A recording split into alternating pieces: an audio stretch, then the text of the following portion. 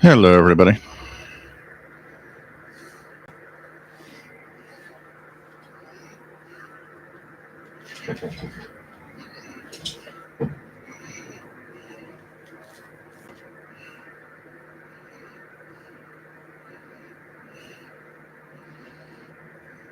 Everything looks okay. Just check that here.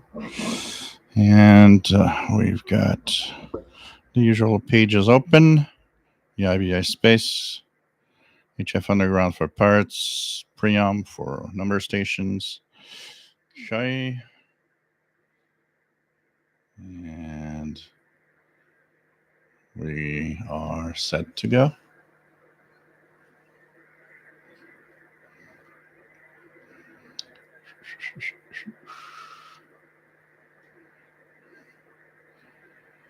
Hey everyone, welcome aboard. This is the live show, the shortwave live stream that we have every Saturday. Yes, it's back to every week.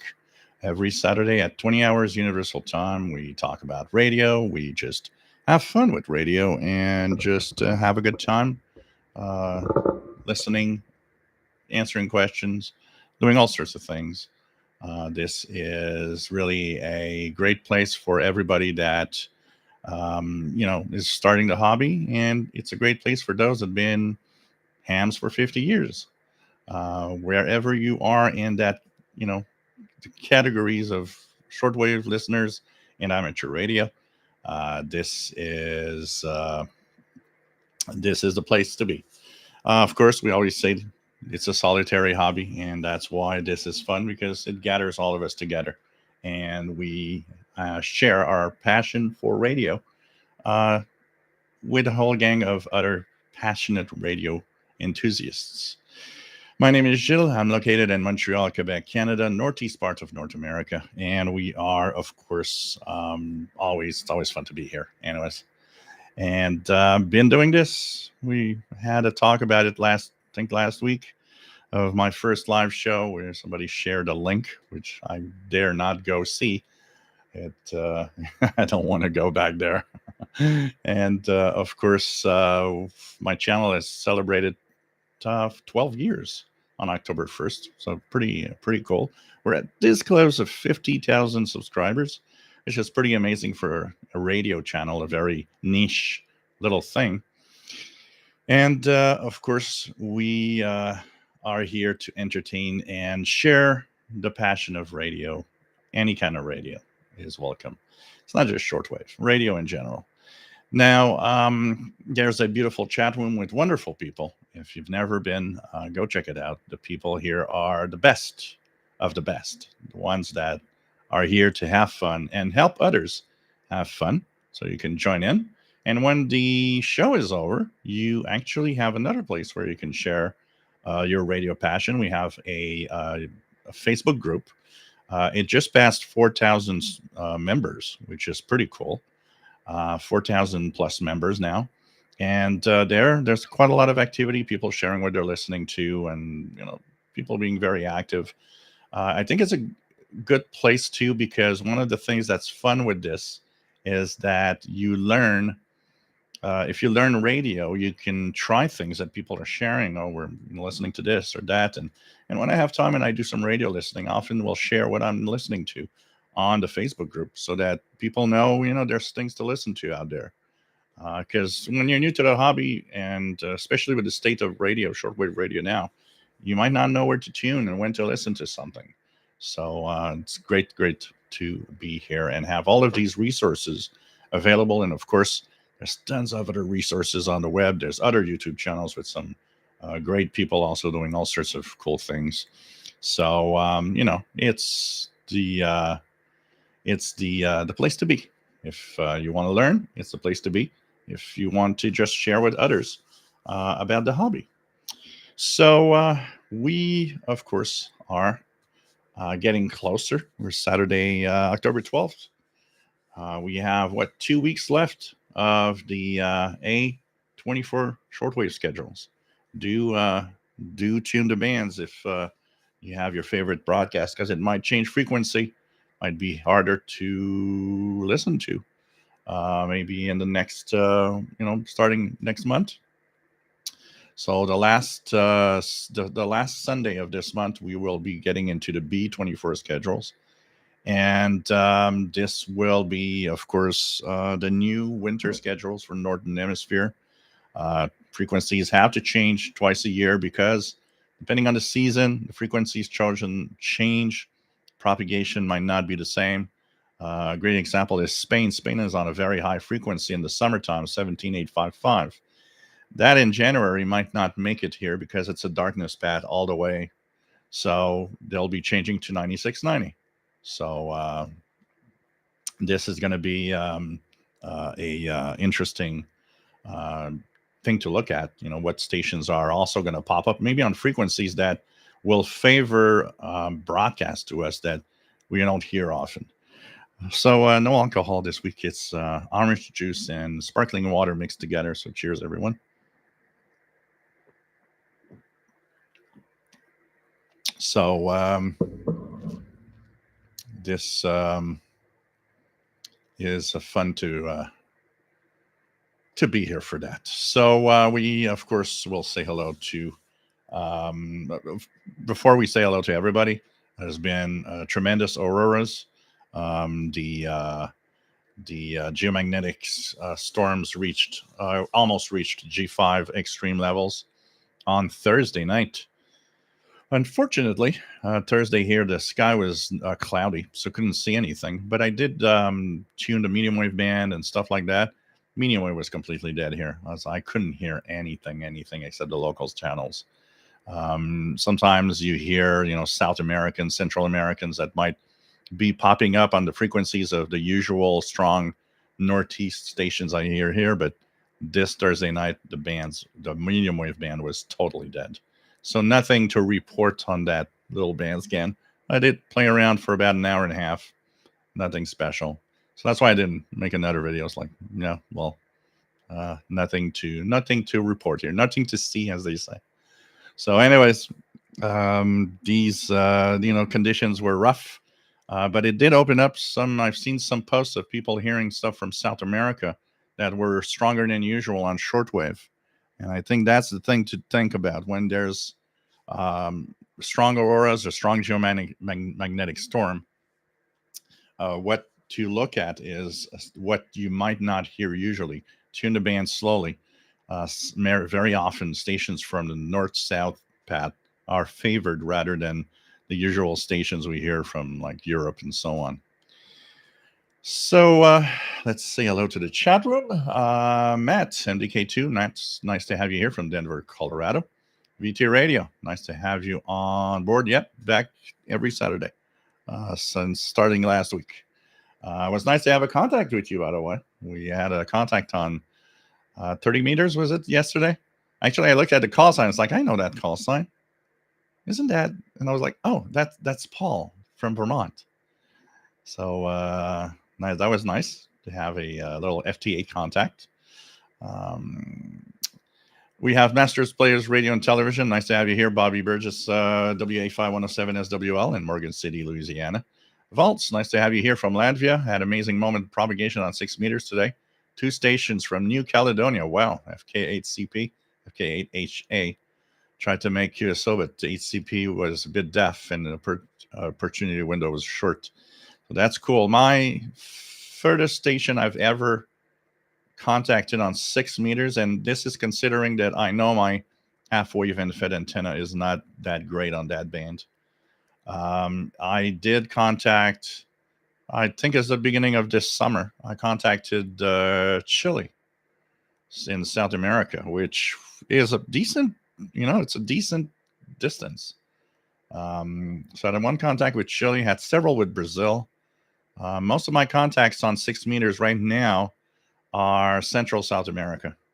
I've never had a European contact on 6. I would probably need to, I have to check out, maybe have some separate antenna for 6 to improve the conditions. But 6 meters is always cool. When it opens up and you have these contacts, it's just so cool. So cool. James Farley, nice to have you here from Old Bridge, New Jersey, KD2GUZ. We have Richard Wagner. Nice to have you here from Northeast Illinois. Beautiful 61. Here we're in the 50s today, pretty much. Temperature right now is 10, 11 degrees Celsius ish. Supposed to go down to the upper 30s. Not very far from that point where we start to get the first freeze. It's not yet, but it's very close. This week we're going to be like at 34, 35 at night. So very close for the freeze. Here in Montreal, it's not going to freeze, but probably in the Laurentians, are going to have a freeze. Not very far from, not north from Montreal. We have KW1161. Nice to have you here.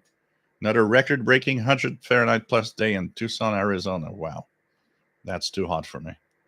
Rob's radio channel. Nice to have you here from the UK. 54 Cal. Nice to have you here from Northwest Pennsylvania. We have RJDA Dakota. Nice to have you here from Winsville, Missouri. 82 degrees Fahrenheit there. And Rob says, great to see y'all doing weekly shows again. Yeah, why not? Why not? I have a little more time. What else do we have? Salut TVDXer, ça va bien? J'espère que tu vas bien toi aussi. Nice to have you on board. We have David's Radio Room. Nice to have you here from Central Georgia. Robert Varner, nice to have you here. KC2TEL in New Jersey. DX Swinger, nice to have you on board. Southeast Pennsylvania. We have, let's go down. Dennis Dura, nice to have you here from New Jersey. K2DCD. Jean Arrache, salut. J'espère que tu vas bien. Nice to have you here. K6YYL, Ham Radio Lady. Nice to have you on board from California. And says, finally catching a live stream. Was thinking I missed them when live. So, yeah, we were once a month for all of summer. But now we'll be back at every week. So I guess maybe it'll be better. I often see, because I'm always on YouTube posting videos, doing stuff. And I'm subscribed to your channel. And I often see you doing like live 6 meters or live 2 meters, or I always take a little peek. But I see you every time you're doing a little live stuff. It's kind of cool. Different Gear TV. Nice to have you here. We have Andy New. Nice to have you here from Bristol in the UK. M7CUN. John, Tampa, Florida. Hope things are not too bad, as your area was hit pretty hard with Milton. And that made me listen to the amateur radio net, the Hurricane Watch net. And boy, I'm used to hearing jamming and all sorts of crap on amateur bands for years, but I think this was a record for the amount of idiots jamming the Hurricane Watch net. I just couldn't believe the trash that was there. It was incredible, really incredible, which is sad when you think about it. Keegan DXer, nice to have you here from, oops, I'm just going to go back here. Okay, here we go. So Keegan DXer from Northwest Arkansas, nice to have you here, 88 Fahrenheit. We have Sheila, nice to have you here, Sheila from Belleville, Ontario. Nice to have you on board. We have Anarchy Television. Nice to have you here. Art Dodd, nice to have you here from Roselle Park, New Jersey, K2ADC. And says the comments on the interference on the Hurricane net was spot on. It had to be said. I mean, I know that when jammers are there, you just, you ignore them because you don't want to fuel their envy for popularity. Because, that's what happens. A big chunk of the jammers want to know they're heard. So if anybody on the net will say, well, that jammer's there, it's like, yeah, you're just giving him fuel to continue because he knows he's doing something.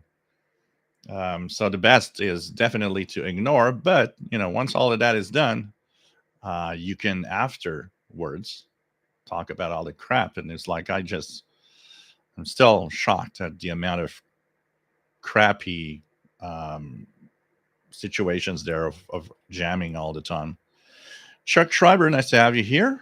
And 5KVO from South Texas. We have Andy New. Of all the radios you have, which is the most used one? So, okay, we'll put it in two categories: the most used of all time, and the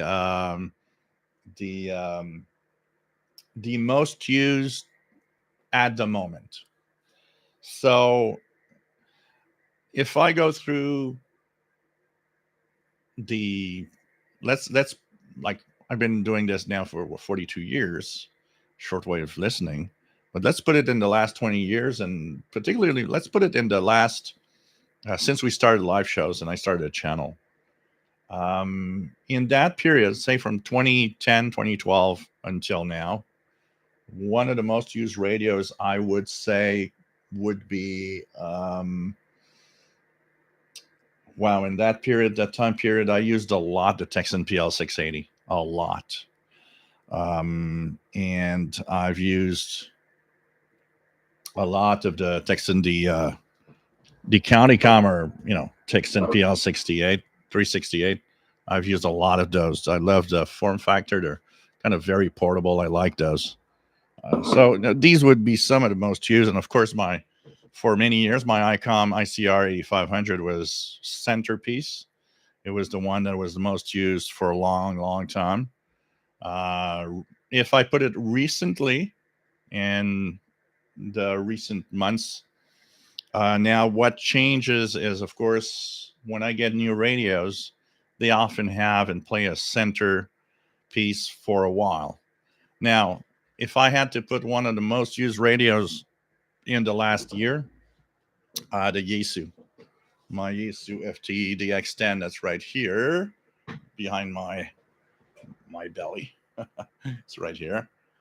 This is what you see on the screen, by the way. It's the same that you see on the radio screen. So the FTDX10 is definitely winning the crown, because not just because I do ham radio, I do a lot of ham radio, but also it is perfect on the infrared antenna for anything above 10 megahertz. So because all the other radios tend to be on the MLA30 or on their telescopic antenna, with high propagation conditions, high solar activity, higher frequencies have been really good. So what happens is I've been pretty much using the Yaesu all the time for the purpose that it is the one that receives the best above 10 megahertz. So the Yaesu FTDX10 as a receiver wins the crown. It's been since January. I can easily say that is the most used radio that I have. But of course, the most used radio also changes with what I have. So when I get radios from manufacturers, or if I get radios that I purchased, if it's decently good, it will probably be on the top for a while. What's on top right now? Easily the S2200X. I mean, I love it. I just adore playing with this radio. It's a big radio. It's fun. And it really, really performs well everywhere. So I've been having a lot of fun with that. I've been having a surprisingly high amount of fun with the Shoyang. So let me just put it here. Shoyang. No, you can't see it. Let's put it here. There we go. Shoyang LC90. Right now on shortwave on the external antenna, the MLA30. Was listening to ham radio operators on 40 meters earlier in 7266. And, I got to give a high use vote also for the H501X, which I do love playing with quite a lot. It is often on my desk here with the external antenna. So this is pretty much some of the radios I use the most right now, definitely. And I like to rotate. So when I use radios, I like to have radios that have that I haven't used for a while, and I'll take one out, and it's going to be like the number one radio I'm going to use for several weeks, because I like to have a rotation. The DGen D1103 I need to take out a little more. My old PL 600 from Texan also, maybe the Sangean ATS 909X2, and maybe even the X or the older versions. Play around with them. Kind of always fun to do so. So it changes, but that's pretty much what is right now in what I use in the radios. So kind of fun. So we have VT radio. Good. It was good to work here last night. 30 meters. Finally, remember when you got first license? We tried 2 meters.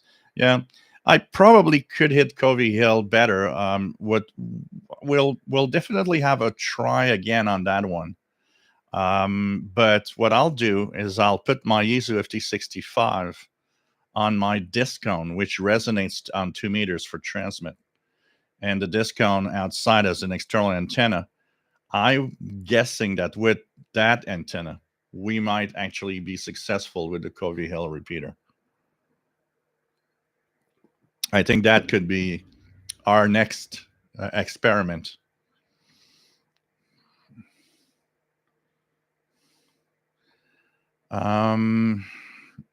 Rob's radio channel. Was there much damage around usual with the storm? Hope you didn't lose any arrows. Here we didn't have any storm or anything. In where I am in Montreal, so we were okay here. Different gear TV. At one point, I got nothing at all in a shortwave time. My radio was broken. That reminds me of always a little story I say that, when we start out, we don't know much about our hobby and about, the sun being part of why we hear or don't hear stuff. And I always say the same thing. When I was listening, I was about 14, 15.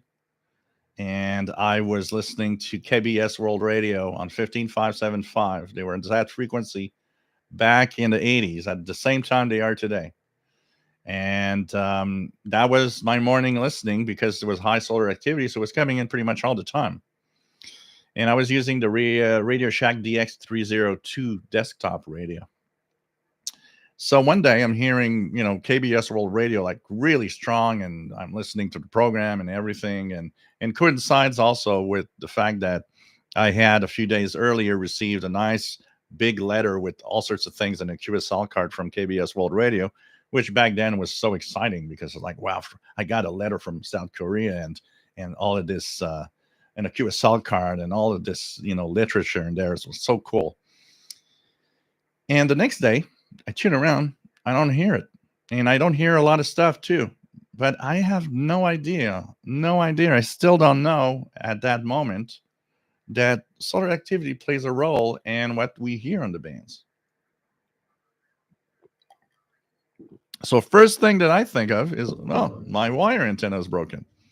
And you kind of think about it later. It's like, how can your wire antenna be broken? It's like, and especially the way it was set up, it's like, no, it can't be broken. There's nothing that's going to break it. And so I took it down and I purchased another 100 feet of wire for some reason. I thought it would be better.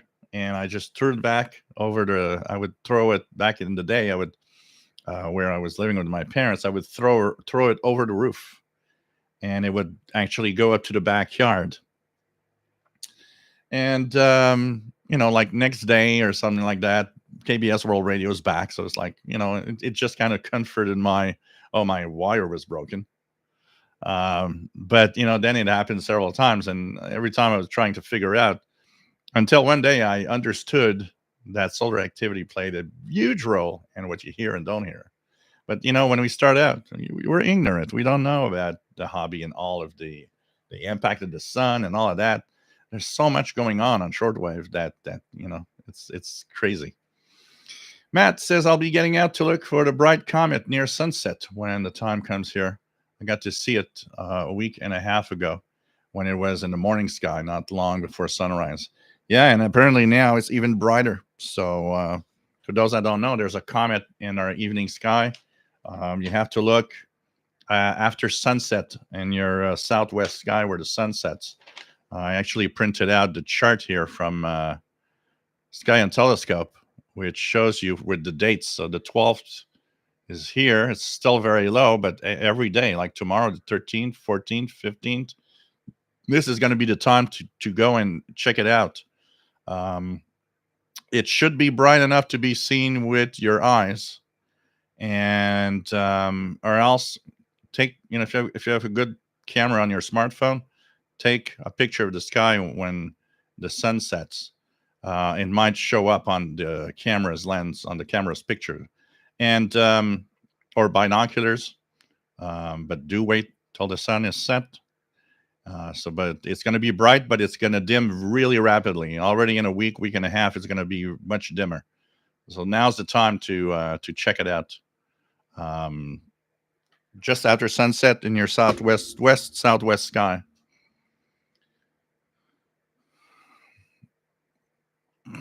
Vault says we had 6-meter activity contest in the last Aurora. I managed 3 SSB QSOs with a reflection from Aurora. So antenna strict to the north. Cool. That is really cool. Grabbing the ISS now. Masters Players Radio. Yep. You guys don't. If you guys don't know, until the 14th of October, Monday, the International Space Station is sending out SSTV, slow scan television pictures on 145.800. I looked at my Evans Above app to see if by any chance if there would be a pass during the show, because I would have made it a receive of the SSTV and I would have done a live decode. Unfortunately, the last pass was about an hour and a half before the show started. So there's no other passes until tomorrow morning for the International Space Station over Montreal. So 145.800 slow scan TV. You need to know when the International Space Station is above you. And for that, you can use Evans Above on the internet, on the web, or you can use Evans Above app, which is available for Android. Not sure if it's available for iOS, iPhones. So this is the app, what it looks like. And you choose ISS and you see all the different passes. So my next pass is tomorrow morning at 7:25, and I got some all day until 3:30 in the afternoon. So tomorrow I'll be probably trying some of those. I'll be posting videos of my decodes on the shortwave channel. What's also nice about the app here, and even the website, Evans Above website, is you have radio satellites. So if you have all the different amateur radio satellites that you can decode, or you can hear, or you can even make contacts, if you're set up properly for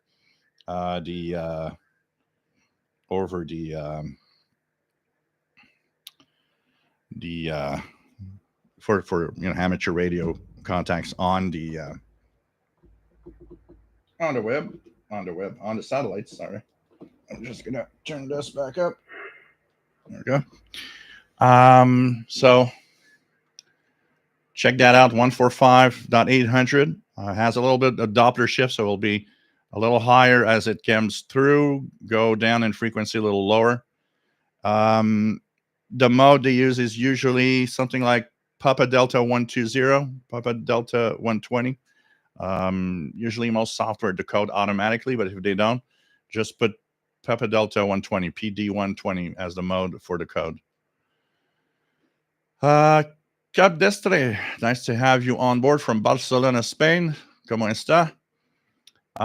Mike Miles, what's up? Just picked up a Cobra 148 GTL yesterday and totally recapped, waiting for snail mail.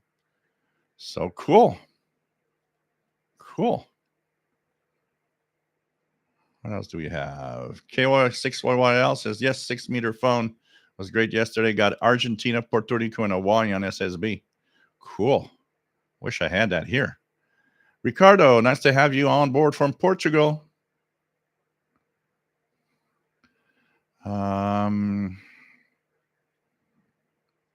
Jim Gordon from Dundee, Scotland, where conditions on shortwave are recovering from some pretty spectacular displays of Aurora Borealis in the UK. Yep, that's pretty amazing. Kevin, nice to have you on board. WS2H, not much time for radio here. I've been getting ready for retirement for 5 months. Tried medium wave, but pretty bad. So in 5 months, you will have much more time to do radio. Paul Hashwin, nice to have you here from Poland. What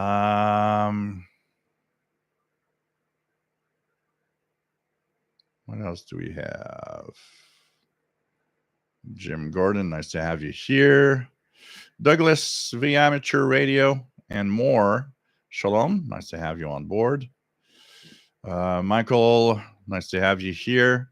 Question, how are the radios and old stereo receivers for DXing? They're surprisingly good, because in the old days, they would just make good radios most of the time in the old stereo equipment. So I need to get one out here. I still have it, and I think it'd be a lot of fun for maybe you guys to see this. I've got an old 70s Pioneer stereo, and I could just hook up a couple of speakers to it, and we could turn it on. It still has the backlight still works, and it's like just beautiful color AM FM. It actually has an 8-track cassette that should technically still work. I just don't have any 8-track cassettes to play on it. But I need to take it out. It's been there for ages. When I moved from where I was before to here, I still remember my brother looking at me saying, "You're not going to bring that old thing." It's like, yeah, it has some kind of nostalgia to it. It's an old stereo. It's kind of cool.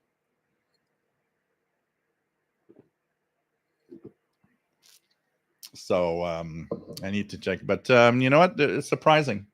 It's very surprising. Those radios were most of the old stereos were built quite good in terms of FM and even medium wave reception.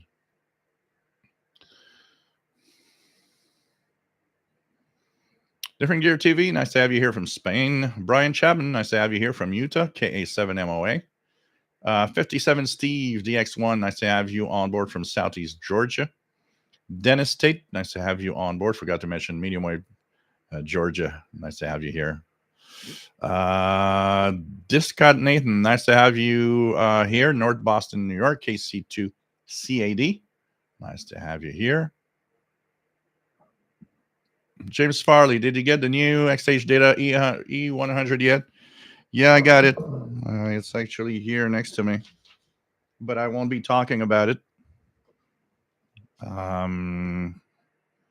So this is the little device. It's a transceiver by XH Data. The reason I'm not going to talk about it, it's illegal to own one because of its frequency coverage where it can transmit on. They're not allowed to sell these things technically to North America. It's not worse than the Baofeng, but it's the fact that, I have a Baofeng. I haven't talked about it either. It's something that I've replied back to XH Data, and I explained to them that I will not be talking about it for the purpose of it's illegal to own one because it transmits everywhere on VHF, UHF. So technically, they're illegal to own. And I told them it's like an amateur radar operator. I got to abide by the rules. Also, the fact, so I told him you should lock it down to the amateur radio bands only. Then it would be, because it's FCC approved. So if they lock it down to the amateur bands only, it is a legal transceiver for amateur radio operators. But I told him, I was like, yeah, but then you need to you shouldn't sell them to everybody. You need to sell them to AM radio operators. So all of that is that, nope, I ain't going to talk about it. Like I never talked about my Baofeng. This is unfortunately an illegal device to own. But it's not worse than the Baofeng, and the Baofeng are illegal to own. It's just that I guess nobody cares because everybody's selling them, and tons of people are buying them. But they shouldn't be sold technically. Vicky Pelletier, nice to have you here. Bonjour, bienvenue. What else do we have? Roy Anderson, nice to have you on board from Sweden. What else do we have? Let's go here. Okay. Carol, nice to have you on board. It's a long time. W7WXV. Good afternoon from Oregon. Nice to have you here. Al Hamstra, nice to have you here from the Netherlands. Pretty cool. Richard Wagner says the crab on Hurricane Net was just like 7200. Yeah. The difference, there shouldn't be crap on the ham bands, but the difference is 7200, you tune away. You don't like the crab there, you can tune away. The problem with the amateur radio net was, you're on a emergency net that could technically relay really important info to save lives. That's a whole different story. Stormers, Radios, and Cats. Nice to have you on board. Carol, W7WXV, most used of all time, R5000. Of all time, the Kenwood R5000 does definitely, in my case, win the battle for the all-time. I guess I didn't really talk about the all-time winner, but the all-time winner would technically be the Kenwood R5000. Ricky Long, nice to have you on board. Ça va bien? J'espère que tu vas bien, toi aussi. Nice to have you here from Calgary. And pretty much the same weather that we have here.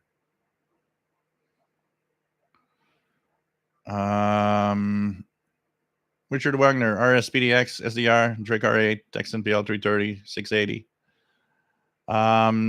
David in Barcelona, Spain. ¿Cómo está, mi amigo? Nice to have you here, watching from Barcelona as always, listening to Radio Caustria. Placing a good signal on IQH on 1170 kilohertz. Pretty cool. And monitoring Gander 8864. Pretty cool. Rotten Animal, nice to have you here. Pretty cool. VT Radio, I've worked 3D2V Rotuma Island on 5 bands digital this week, hoping for 12, 20, and 80 soon.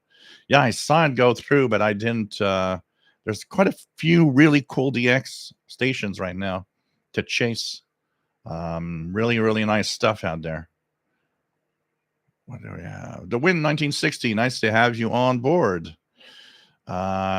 Peter John Fitting, nice to have you on board. So great to be with you this evening. Blessing from South Africa. Nice to have you here as always. And what else do we have? Let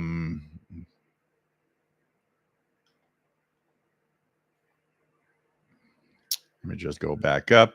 Lost my spot. So here we go. Did I see? Okay, here we go.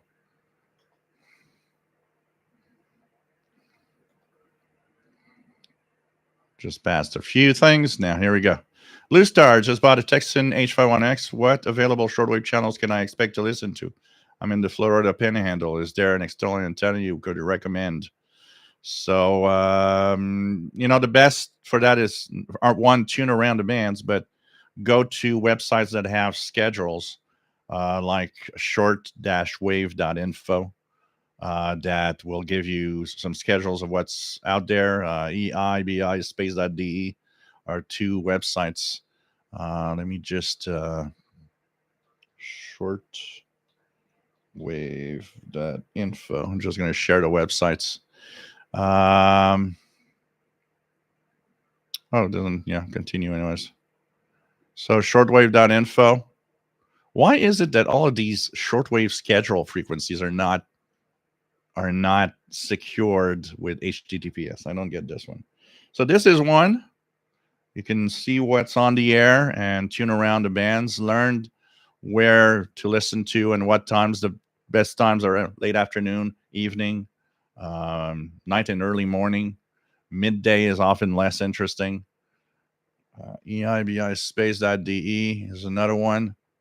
Remember, these websites will tell you on the browser that the website isn't secure, but they are fine. It's just that they aren't using HTTPS, but you're not filling any form of anything there. So it doesn't matter. And check out what's available there. So what else do we have? KW61, you need to rig up a minivan for your D expeditions. Rob, nice to have you here. Rob Fiducia from Phoenix, Arizona. Nice to have you here. Let's go down. Let's go down. Justin G, nice to have you here. Been using Shortwave Info. It was a great site to look up shortwave frequencies.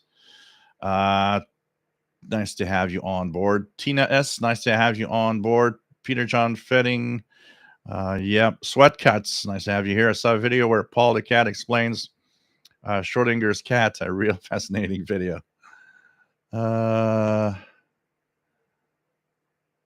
else? Let's go down. Justin G. Sometimes when I listen to shortwave, I am unsure where the broadcast is coming from, and it's great to know that there are websites out there that can help me identify what I'm listening to.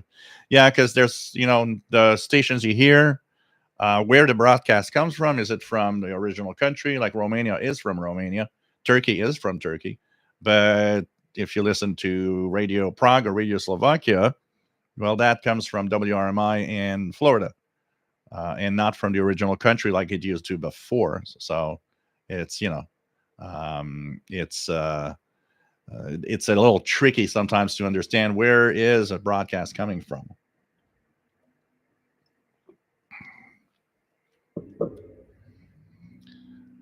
So Peter John Fetting, which is ZR6PCF. Thank you for being here from South Africa. Storms, Raiders, and Cats. Yeah, I'll be out in this evening. With the time lapse and long. I'm doing the live show, so I'm at sunset. I'm probably going to be still live here. So, but tomorrow I'm going to go to the little park not far from here and try to see it after sunset. Try to take a few pictures too. What programs do you use for decoding SSTV? On phone, there's Robot 36 on Android that works decently well.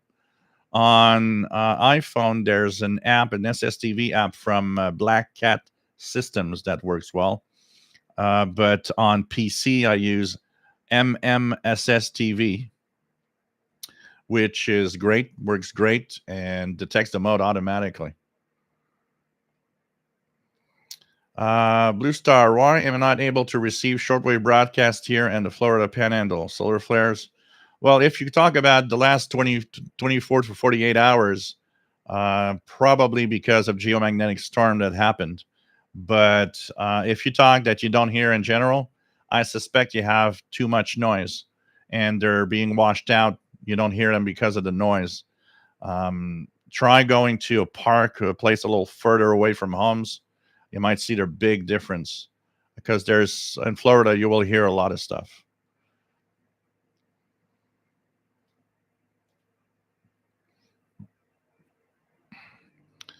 Peter John Fenning looking for time and shortwave frequency for BBC in Southern Africa. Yeah, it's they've removed a lot of the Africa services lately. It's I would have to look at what English, like strip down just the BBC schedules and see what English broadcast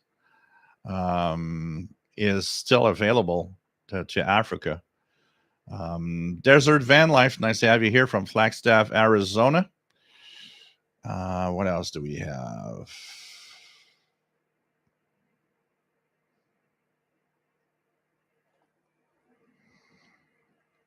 Mad Radio DXer, nice to have you on board. Good evening. Nice to have you here, my friend. What else we have? Let's go down. Ryan Knox, nice to have you here from Central California, KO6FDN. And Mad Radio DXer is M7EIW.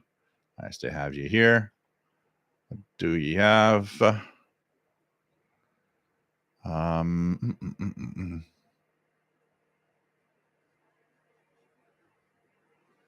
else do we have? KW61 or J Dakota. Yeah, okay. Different gear TV. Oh, those HH Data E100 are unlocked out of the box. I thought they needed a mod. No, actually, it's a bail thing. It's I've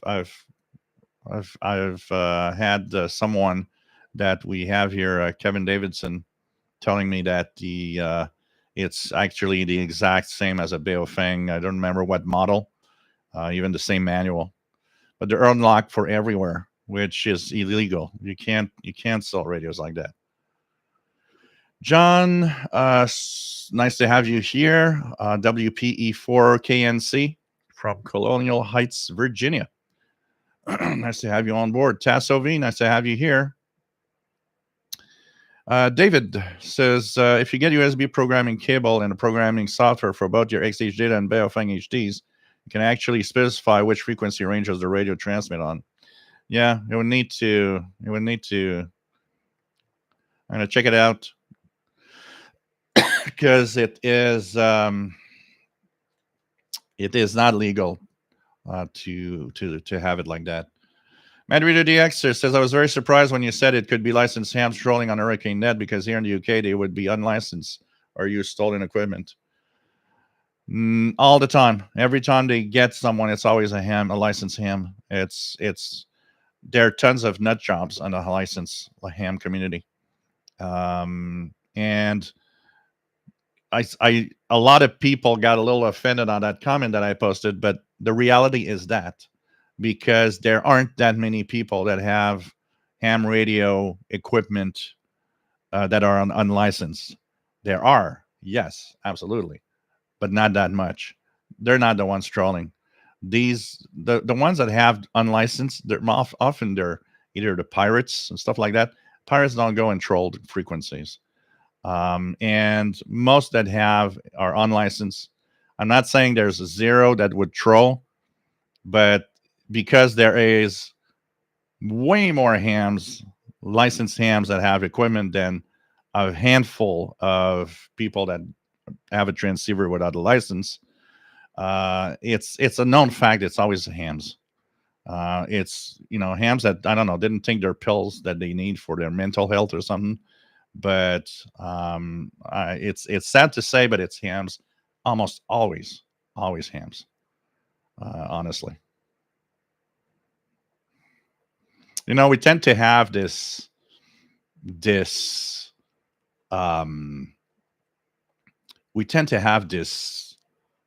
fact that we're you and me are obey the rules and don't do stupid things like that.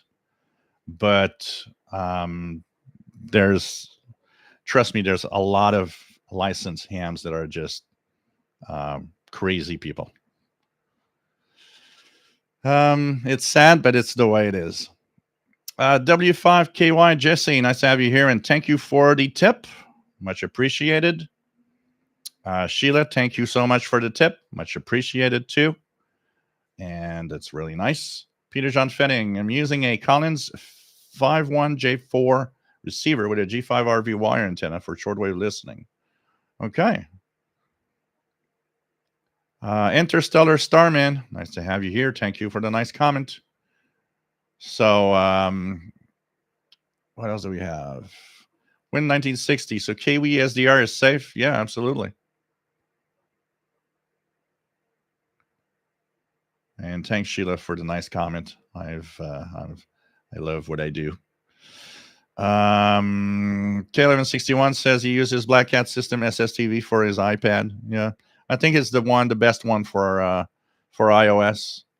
I believe it's available also for Android. But you also have Robot 36 on Android. Because the more and more we use, I'm when I decode now, I almost always use my tablet for decoding because it's the way to go. I mean, it's so portable and easy. I don't even use cable. I just use the microphone that's in it and decode with the different apps. When you guys see me decoding weather facts, I'm actually decoding it with my tablet, which, by the way, I'm lucky. I forgot this tablet about 3 weeks ago outside when I got inside with my radios. It was left outside on the barbecue um, all night, and it started raining. So when I woke up in the morning, it was pouring rain, and this thing was in the pouring rain in a puddle of water. So of course it didn't work anymore. I let it to dry, and yesterday, just by accident, I saw it. I was like, "Oh, let's try to turn it on." It's back. So that would be a good publicity for the Amazon tablets. So it started working again, which I'm very happy because I was missing having it. Jim Gordon, how's the cat doing? Pretty good.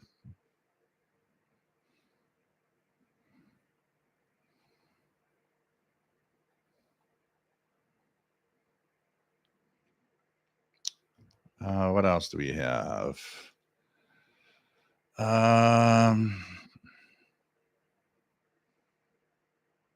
Storms, radios, and cats. There is also a combination of buttons to press while turning the radio to change the band plan on many of these radios. Yeah, but they should be locked from the start.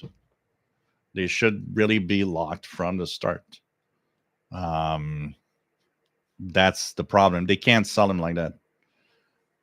If you put the capability of the radio to be unlocked, that's another story. Somebody somewhere will unlock it. I mean, it's like the Yeezu here. Somebody that really wants to, there's a trick to get the Mars mod on, and then it's open for all the frequencies. But that's a different story. A radio capable of going there, fine. But it's just that it has to be sold locked down because it's not legal to have it like that. So,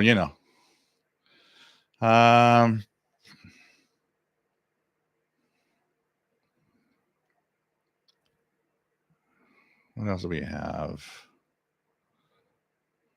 What else do we have? No problem, Mad Radio DXer. It's just that, I understand that it hurts ham operators, the good ham operators, when we start saying, well, it's sad, but most of the trashing on the bands is done by licensed hams. Because we're not like that. So it's almost like you're attacking the community, but it's like, no, I'm not attacking the community. I'm just saying there's some nut jobs out there on the ham license side. Beam Seabite, nice to have you here. And okay, so they're going to have stock of the Conticom radio back in January 25. Okay, thanks for the info, HB3XBL. Because when I did my video, I was not realizing that they might not have stock of receivers. So January 25. Okay, cool. Of 2025. Yeah. Nicole Phillips, nice to have you here from the UK. G6PGV, nice to have you here, Nicole. Nicole, or I'll say in French, Nicole.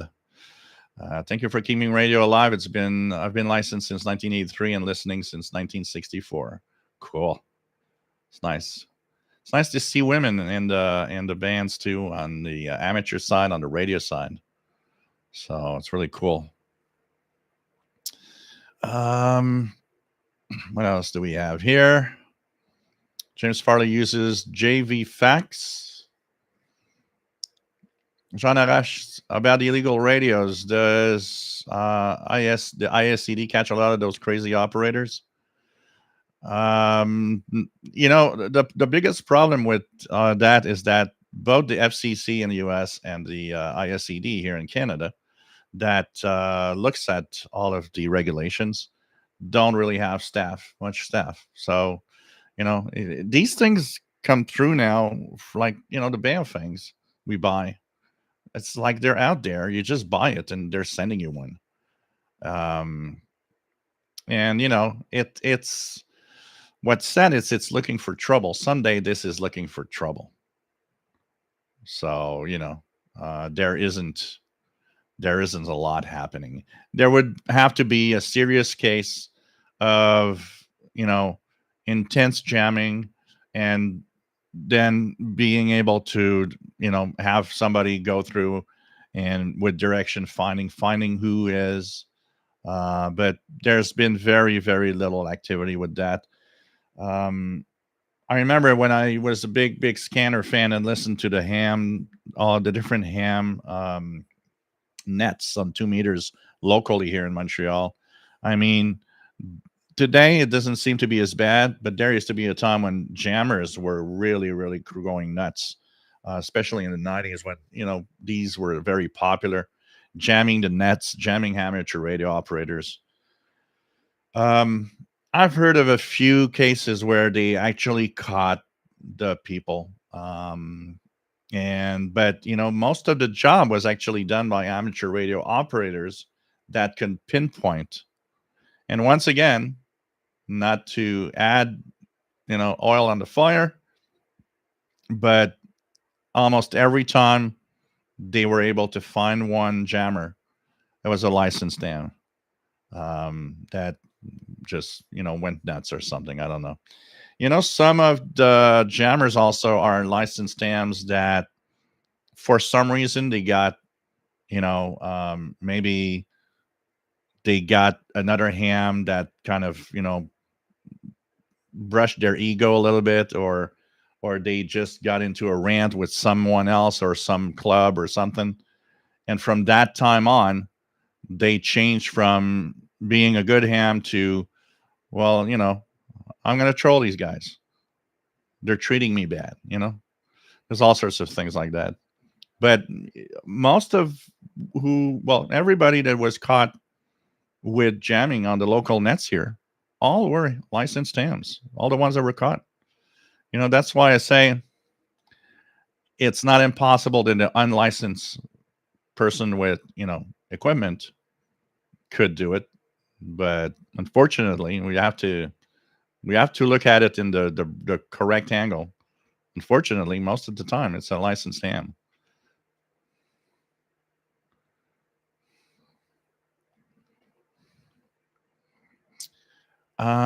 What else do we have? Clint TV News Media. Nice to have you here. Where are you located? Jay Watterson 69. Nice to have you here. Shout out to Paul and the cat. We need a Halloween stream. I'll be thinking about it. I'll see what I'm going to do. I have an idea in my head that I was thinking of. So if I need to contact a couple of people, people, and see what can come out of this.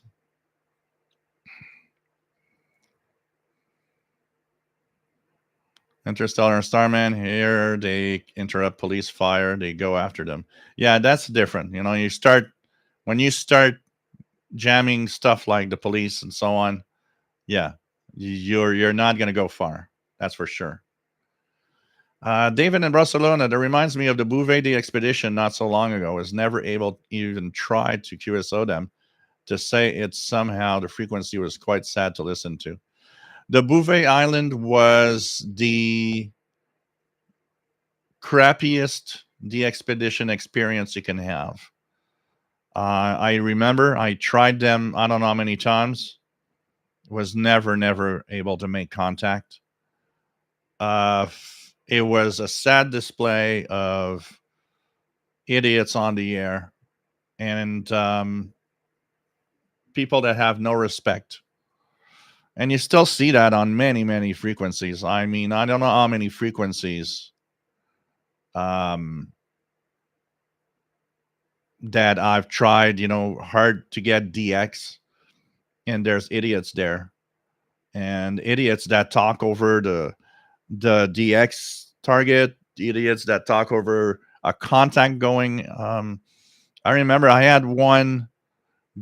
The DX station was, I think, was a station from. Um, was it one of the South Pacific stations that I was trying on SSB voice? And I finally made contact, but I continued listening on afterwards. There was one ham always on the contacts. Who was calling whatever, doesn't matter. They were contact, they were doing something, they were talking, making their contacts. The guy was talking over them. I finally took out my microphone and I just said, it was a US station, and the guy was a W something. So I just took out the microphone and said, I called this call and I said, W4 or whatever should learn to shut the fuck up. As I just lost. It was like, not fit to be a ham. I'm sorry. You are just a troll. But there's always some of those.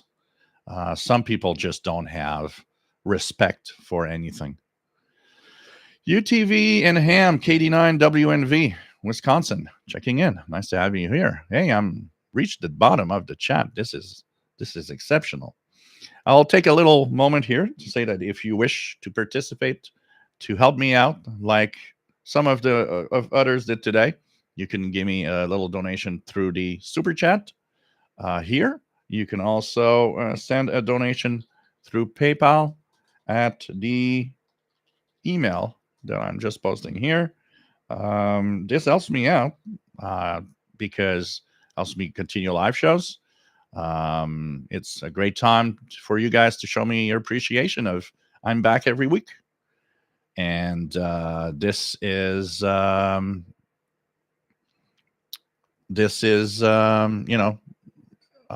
great place to be for everybody. I know people enjoy what I do. So, think about it. A little something to help me out.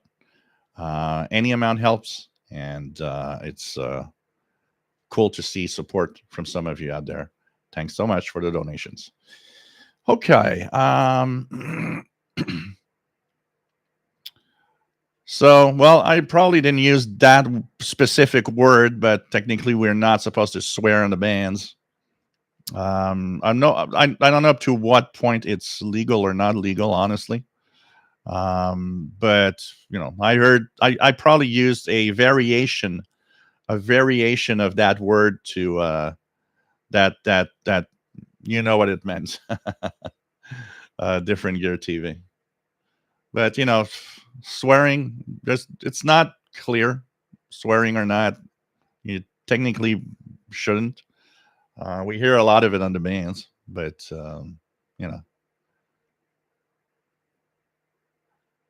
Douglas says sometimes we just have enough of stupid. Yeah, definitely. SWAT cats. What truly gets me is that when the conditions are so crappy, say due to a geomagnetic storm, operators will always say 5-9 regardless of the conditions. Yeah, there's two reasons for the 5-9. Now, if you do just a simple contact, it's not a contest. Like when I make a contact with a station that is there's a tone here. Somebody's keying up on 40. When you make a simple contact, not a contest, just going in a pilot for some station, I would like them to be fair. You're 5-5 or something, or 4. I am when it's not a contest. I'm always fair in what I give out. So sometimes they get surprised because they're expecting I'm going to say 5-9. And I'll go up and say, well, you're 4-5. Because honestly, I'll be very fair. If you give me 5-9, but ask me to repeat my call 5 times, you look like an idiot. It's like, you asked me to repeat my call 5 times, That doesn't sound a 5.9. That really doesn't sound like a 5.9. Now, some are pretty fair. Um, this week there's one guy from Asiatic Russia that I got on SSB voice 20 meters, and he gave me a 5 and 5. So I was like, yeah, you're fair. I'm easy to copy, but my signal isn't that strong. Perfect. I understand. And I gave him a 5.7. It was quite, strong, not a 5.9 strong, but it was easy to copy, and it was, 5.7 was perfect. But when it's a contest, for the purpose of let's do a quickie, because on contest that's what you want to do. Um, I'm okay with okay, 5.9, 5.9. Let's just make it simple. You're not there to really look at how strong you were. You just want to make a contact. I'm okay with that. But when it's not a contest, yeah, I have a hard time when it's like you're getting a 5.9 all the time with these stations. It's like, but I always reply with a good one. I always reply with an honest. But sometimes it surprises some people. They're like, well, thank you for there's like a hesitation. Well, thank you for the 4 and 5. Yeah, well, you're 4 and 5. What do you want me to say? You're not top shape. You're not that difficult to copy, but there's a little something, and you're not that strong. I mean, come on. But yeah, that is the way it is. But in the contest, I get it, and in the contest, for me, it's fine. Like just the at the end of this month is the what is it? The CQ Worldwide SSB, which I will be participating because I want to be in the contest, and that we'll all say 5.9, 5.9, 5.9. It's okay. We want to get there as fast as possible. But yeah, sometimes it's like, yeah, you could have given me something better, for sure. John says, why are many of the newer portable shortwave receivers? If I can go back to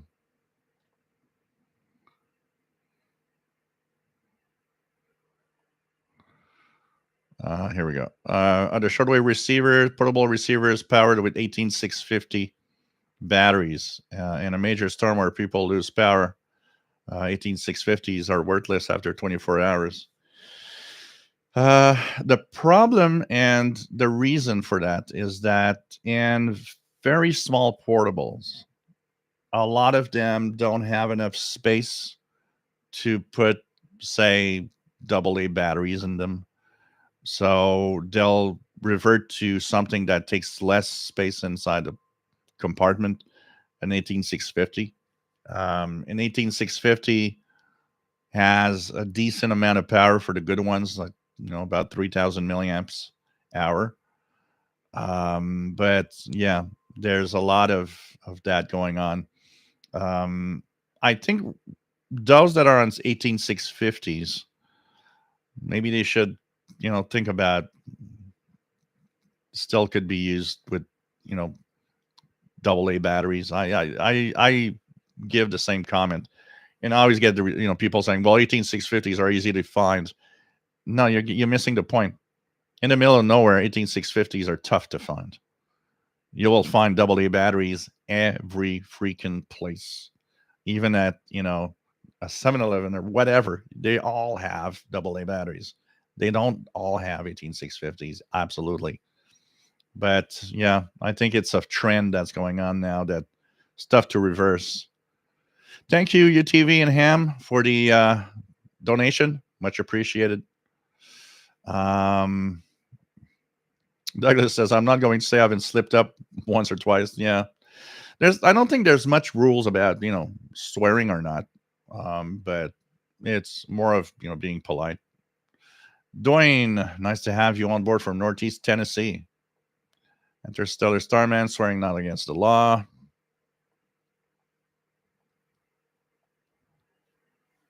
Yeah, exactly. 5.9 again. This is the thing that drives me nuts is when they make you repeat. It's like, yeah, of course I'm a 5'9".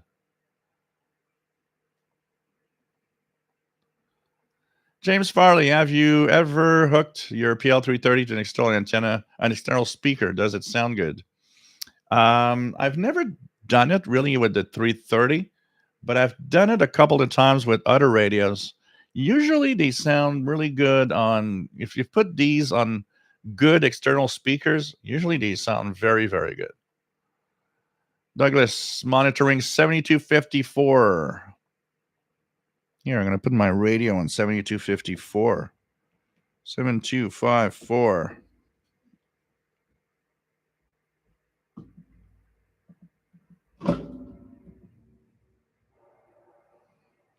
You want to try a little CQ? See if I can hear you out of curiosity. 7254. Monitoring.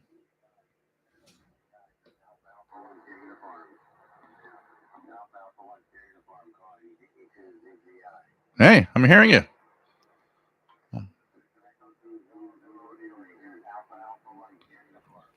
I'm going to check if I get you on my ham rig.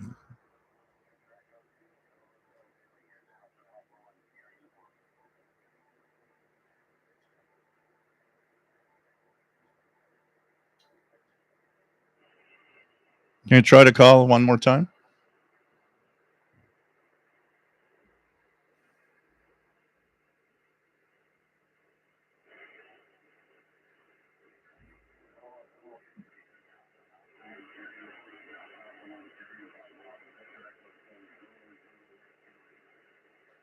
And fortunately, on my ham rig, low frequencies are very noisy. I hear you calling the Alpha Alpha 1 call sign, but it's too noisy for me to be able to make a contact. If I'd hear you better, I would have tried it. But also, I'm a little afraid to mess on 40 meters. I have a little bit of RF feedback, so I'm afraid to mess up the setup here. But I do hear you. I hear you on the MLA30 with the portables. But it's on the ham rig. My NFET in the backyard is extremely noisy. But your signal's making it to Montreal. If it'd be quieter in conditions here, I definitely wouldn't be that difficult. That difficult to make a contact. SWAT cats always go for an honest reception report. Yeah. Yeah, there's also the habiting interstellar starman. It's like, it's not complicated. KU, nice to have you here. Good to see and hear you on a regular show. Take care and keep your stick on the ice. Nice to have you here. What else do we have?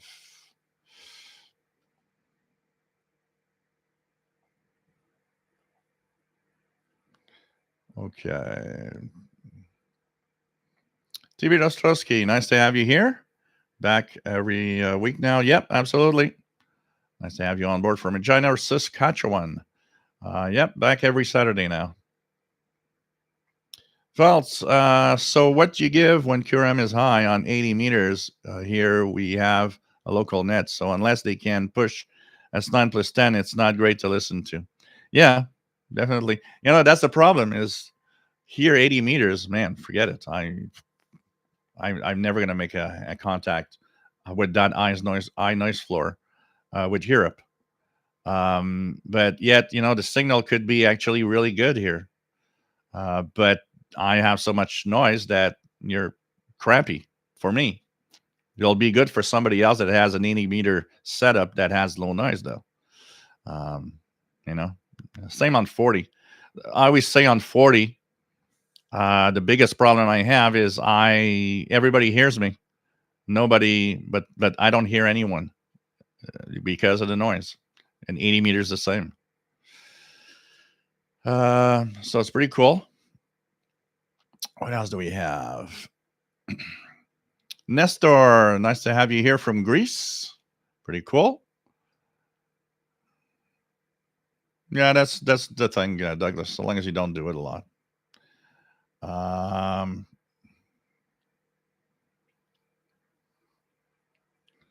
Different gear TV. Yeah, I've purchased a few on it. Actually, the funniest thing, when I go and try to find 18650s on Amazon, I always end up buying a flashlight because they're the ones coming with the good ones. So I end up with flashlights. I think I have 4 or 5 now.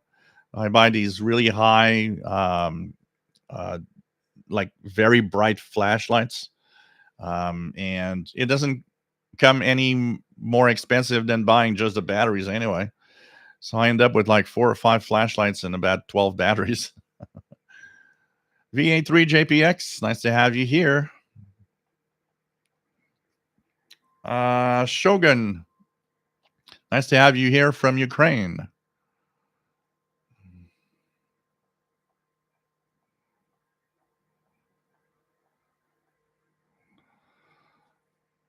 What else do we have?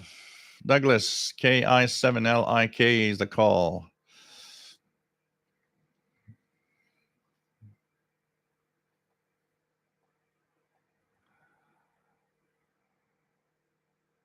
Cool, Rob. Jean Arash. He's going to go back up. On ham radio, you have both extremes. Some operators are careless, nutcases, and others are so by the book that it gets on your nerves. Yeah, definitely. There's a middle. It's like I remember one guy, because one of the things you're not allowed to do, you're not supposed to rebroadcast, something on the air. And there was a net that people were rebroadcasting. I remember rebroadcasting interval signals from old times, and I thought it was cool. But there was this really strict guy saying, "Well, you're not allowed to do that. You're infringing on your license, and blah blah blah." And it's like, shut up. Like there's a minimum. There's a minimum of just let be and let people live a little bit. It's like it's the same. Often the ones that are very strict, they're also the ones that are not fun. When we say that some hams are bad for the hobby because they just poo poo. You're gonna say, "Hey, I have a CB radio," and they're just gonna look at you like you're an alien. I'm a real ham operator. This is worth something. CB radio is crappy. CB radio is as fun and as good and as cool as ham radio. I'm sorry. Uh, you know, but these strict guys are often the ones that sometimes will maybe prevent some new amps to appear because they're just so stupid in the way they react that it's like, oh, I don't want to be a ham if I'm going to be like that. You know, you got to be somewhere in the middle. I'm the guy in the middle. It's like, yeah, let be. Come on. There's, who cares? As long as you respect the majority of the rules and don't interfere with anybody. We're here to have fun also. KU says, I bought some paracord with a thin brass copper wire inside. It is 100 feet long, and I was thinking, it will antenna. Have you heard of such a thing? Any thoughts you have? Well, I guess it would, it's simply going to be 100-foot long wire. I would guess it would work.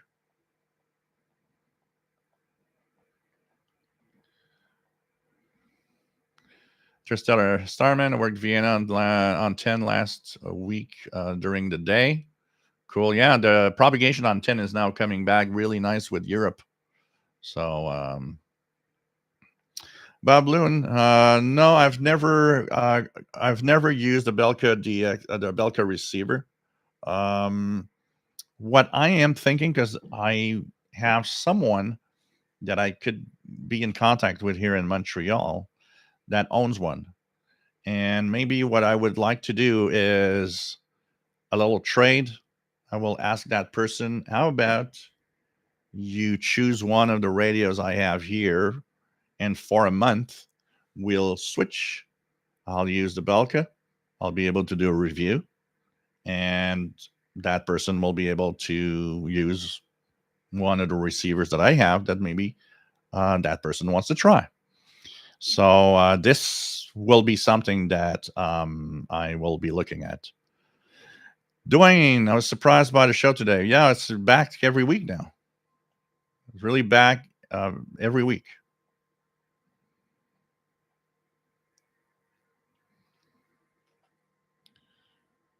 What else do we have?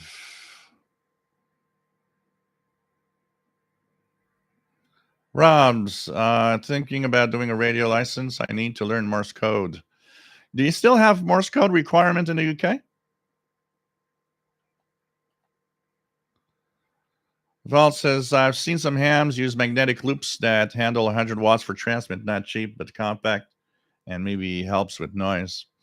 I was thinking of going a different route, Vaults, because, yeah, I know that there are loops. I know that the W6LVP loop that I purchased had a version for hams with transmit capability. My way of going at it would be more into, because I've seen some of those setups. If I could have an automatic antenna switch that goes to my NFED to transmit, but then switches to my loop, magnetic loop on a receive. Like here, I was hearing the ham station much better on my MLA30 loop with the portables, and it was almost impossible to listen to on my Yaesu with the NFED. So if I could have, let's switch. And actually, the first time I tried this is with Matt, MDK2. We tried to make contacts on every band on HF. And when we tried 80 meters, when I would call, Matt would see stations calling back to me that I would not hear on FT8. And I had an idea. I put up my RSPDX, which is on the MLA30, and I put it on the FT8 frequency on 80 with the software. And what I couldn't hear, the stations calling back here, I could see them with the MLA30 loop on my SDR. So it showed me that, yeah, I'm missing out on people that, calling me back. So that's why maybe that would be an interesting thing to do, if I could have an automatic switch that transmits on the NFED, receives on the magnetic loop on 40 and 80. I think that'd be pretty good. It would help me a lot.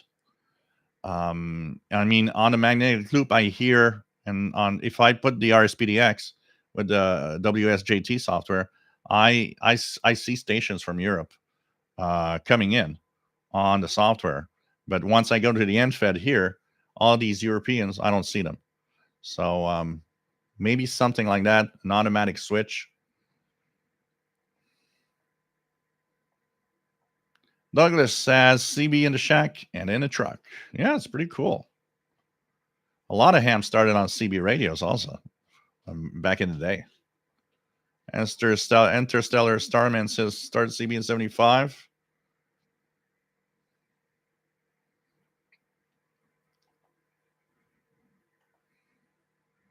So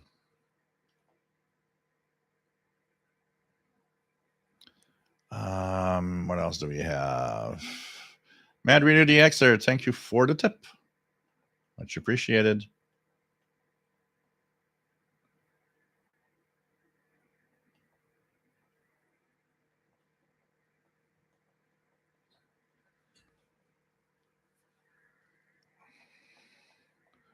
Let me just go down. Okay.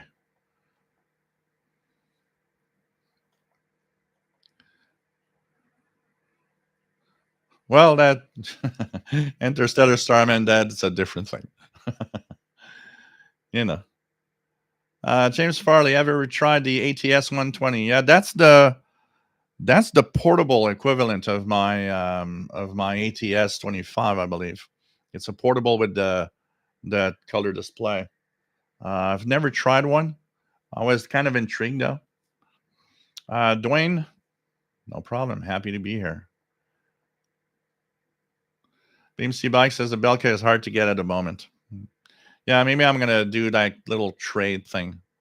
I'm sure that person will be happy to try it out.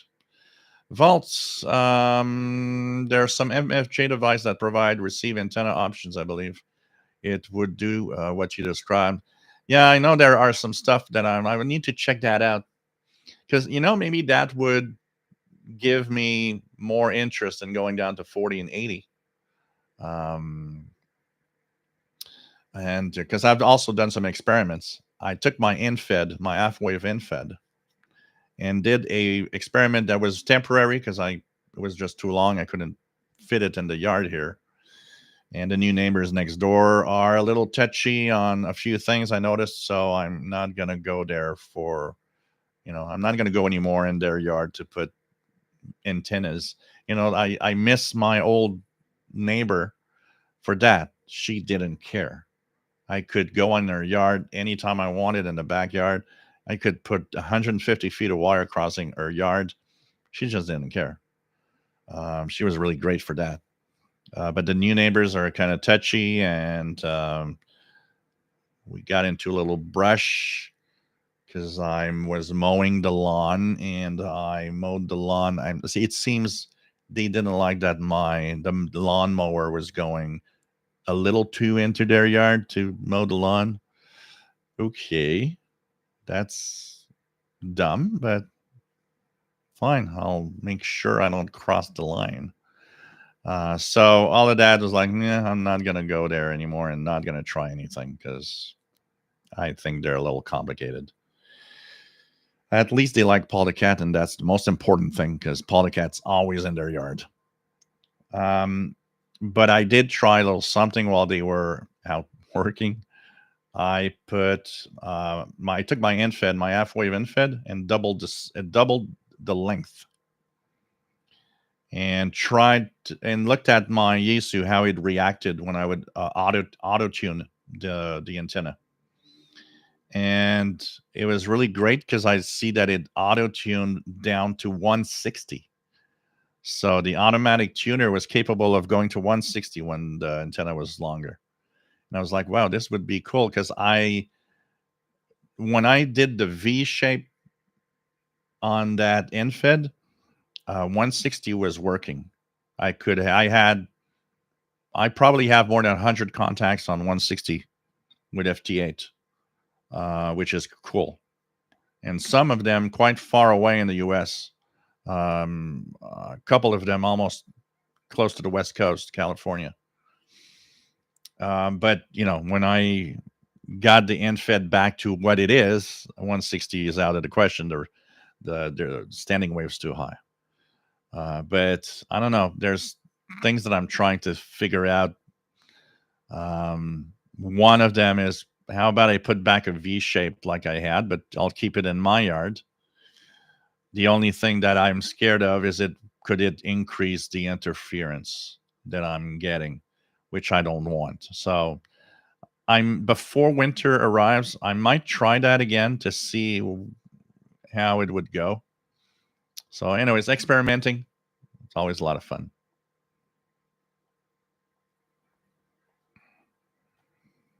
You can do it, Rob. And it's fun to have your ham license, honestly. Peter Marshall, nice to have you here. We have MFJ. Okay. Check it out, Vaults. Could be interesting. Okay, no required in the UK. So, Rob, you don't have to learn Morse code. Just get your ham license. No more requirement in the UK. Matt says he's been learning Morse code. I just about have all the letters down.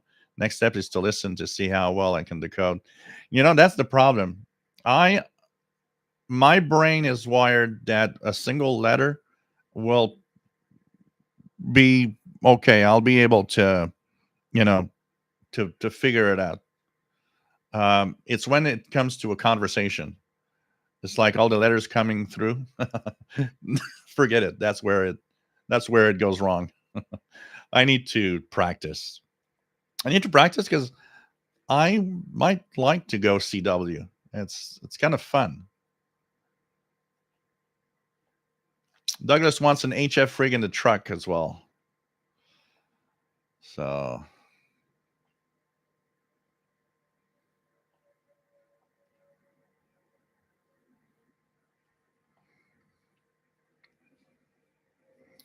there's the ATS 200 airband now. Wow. Danielson, nice to have you here. Probably a ton of ham and shortwave radios. I must say that the Belka as well at the top of the list as probably the best and most sensitive. Awesome little beast. So yeah, I hear a lot of good on him. I'd have to try it. No, I don't have a Yagi. All I have is half-wave and fed for ham radio stuff, and a magnetic MLA30 magnetic loop for shortwave.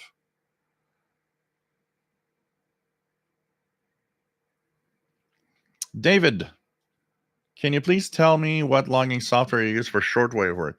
I don't use any software for logging shortwave. I don't log. I used to log in the 80s, 90s in books, but no, I don't log anything on at all. So I can't help you there. I'm not using any software for logging.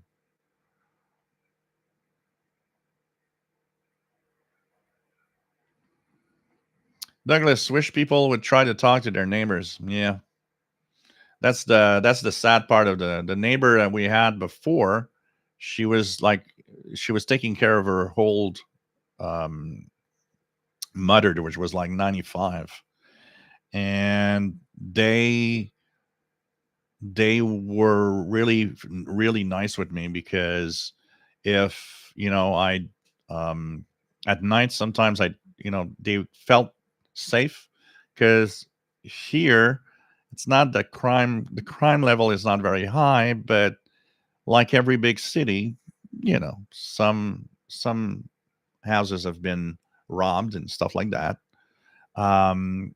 And because I'm always looking for Paul the cat anyways, they liked the fact that sometimes at night at 1 a.m., 2 a.m., I take my really powerful flashlight and just look through the backyards to see if I could see my cat. And for them, that was like something that made them feel safe. It's like, well, you're watching, so it's kind of makes us feel safe because you're watching a few times a night because of Paul the cat, and it probably will make the robbers go away. And so that plus I would help them with all sorts of things.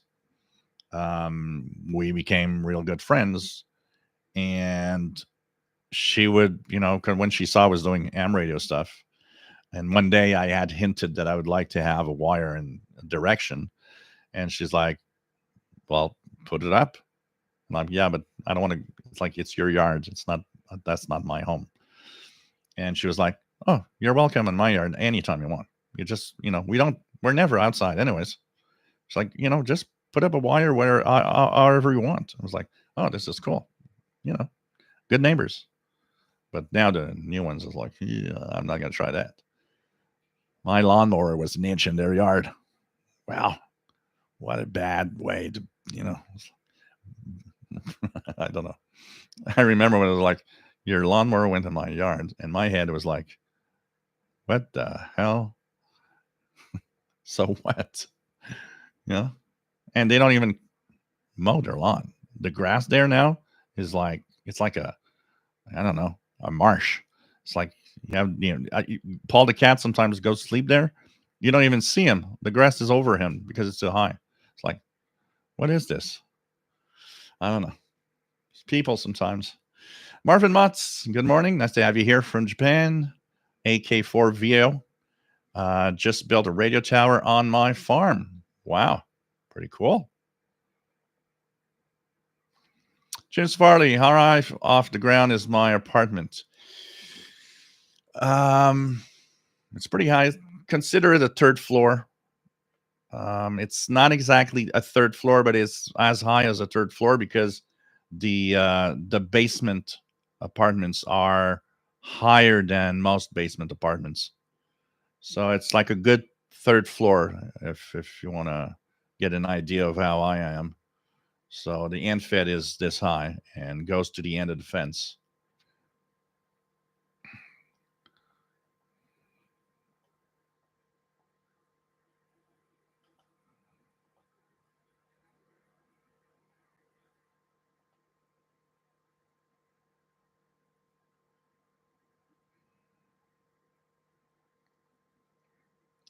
Matt Cricket, bring them beer, wine, and wings as a piece of offering.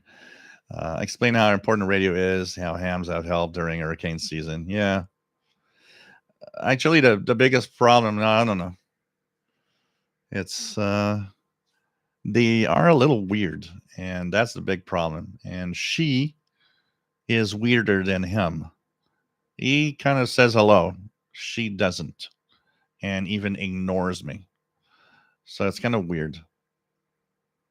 Interstellar starmen neighbors are like hams. There's always a few that stand out.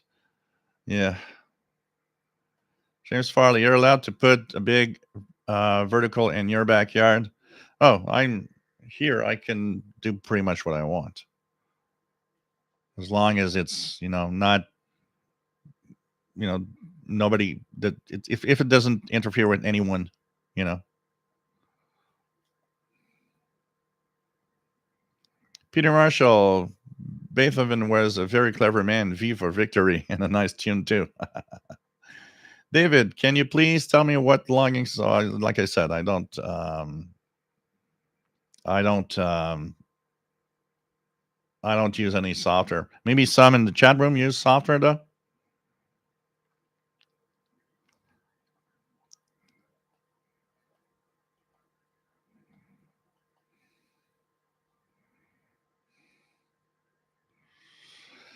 So Interstellar Starman uses Ham Rated Deluxe. Yeah, I got it. I got that. I used that software for a year and I stopped paying because I got into a brush with the guy. The guy actually didn't like the fact that I had a video on the channel that showed how to get the old ham radio deluxe that still works for free, and flagged my channel for that there's a problem. So since then I stopped and not paid again for anything of ham radio deluxe. But I'm not saying not to do it. I'm just saying what happened. HSNH, nice to have you on board, Hans from the Netherlands. Pretty cool. David in Barcelona says also started learning CW not long ago. Then I had to leave it aside because of other products demanded time. Hope it's simmering now. Well, I still have. I got it here. Skip N2EI sent me this CD that I did use a little bit. It has kind of a way of doing the ham lesson for CW Morse code. So maybe I should try it again.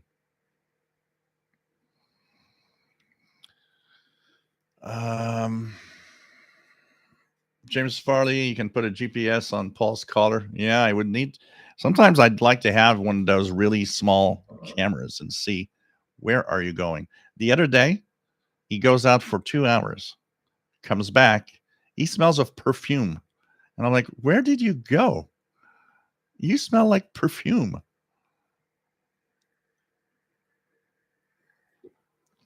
WB, 10 years ago, I picked up a Texan R9012 based on your videos. Thank you for helping to unlock hours of happy listening. Cool.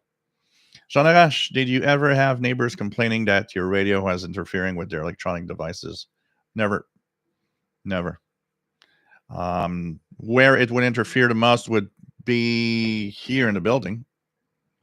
And I have told all the people that live here that if they find weird stuff or hear bizarre stuff on their devices, it could be me to let me know. Nope, nothing. But everybody here is like all connected with fiber optics or cable and stuff like that, which prevents this interference from going through. And nope, never, never, never, never. Um, the only interference I noted is my coffee machine will complain of my 10-meter activity. But probably there's some kind of circuit in it that's very resonant in 10 meters for some reason. Plus the fact that it's only where it's positioned near the window, it's actually 5 to 6 feet away from the antenna. So that also doesn't help. So,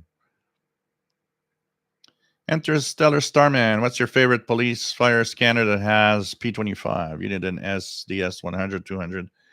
I only have one device that could do that. I got a portable ICOM ICR 30 that does it decently, but the problem is it's crappy here in the city because it overloads too much. I've heard a lot of good things about the Uniden models that you're talking about, but it's not my. I'm not like It's like I went into the scanner craze of the '90s. It's as if now it's like not as important. So, Vaults, do you actually own the land there? If yes, maybe some self-supporting tower is an option. No, this is rented. So I'm not this. I have, and I'm happy to have the freedom to do a lot, but that freedom has limits, of course. I can't start, digging holes and doing stuff like that. But you know, my landlord never complained of anything. He sees all my antennas. Never said a word about it. KW61, David. Okay, that's okay. Let's go down.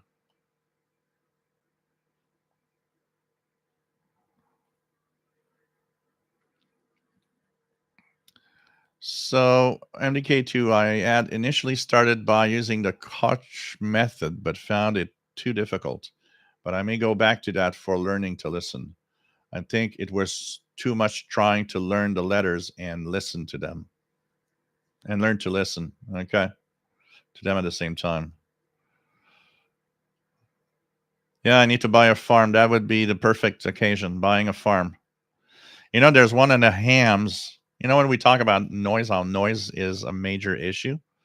Um, there's one of the local hams here in Quebec that I've, I used to, 3765 was like a bunch of Quebec hams would spend the evening talking together. And they were interesting because they had a lot of technical talk, and so at one point, what I would do is if I needed to work on stuff, I'd put their that frequency in the background on my radio, listen to their conversations all evening. And one of them, actually, at some point, they start talking about their stations and stuff. And the guy has a really, really good station.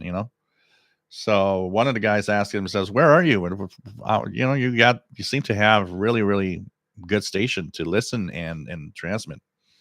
So the guy says that he used to live in the city of Montreal, but when the noise level came too high, uh, ham radio is life almost. So he said, I decided to move and I bought a farm. He said he bought an old abandoned farm up north. And he said, my antenna's on the farm. I'm happy here. Got no neighbors. The noise floor is really low. And he's basically done that, actually. That'd be cool. Now you need the money to get a farm. So if I do a GoFundMe, will you guys help me buy a farm? uh, VT Radio. I have a neighbor that got upset when I mowed part of his lawn too. Yeah. I mean, who cares? I'm helping you out. You'll have less to mow.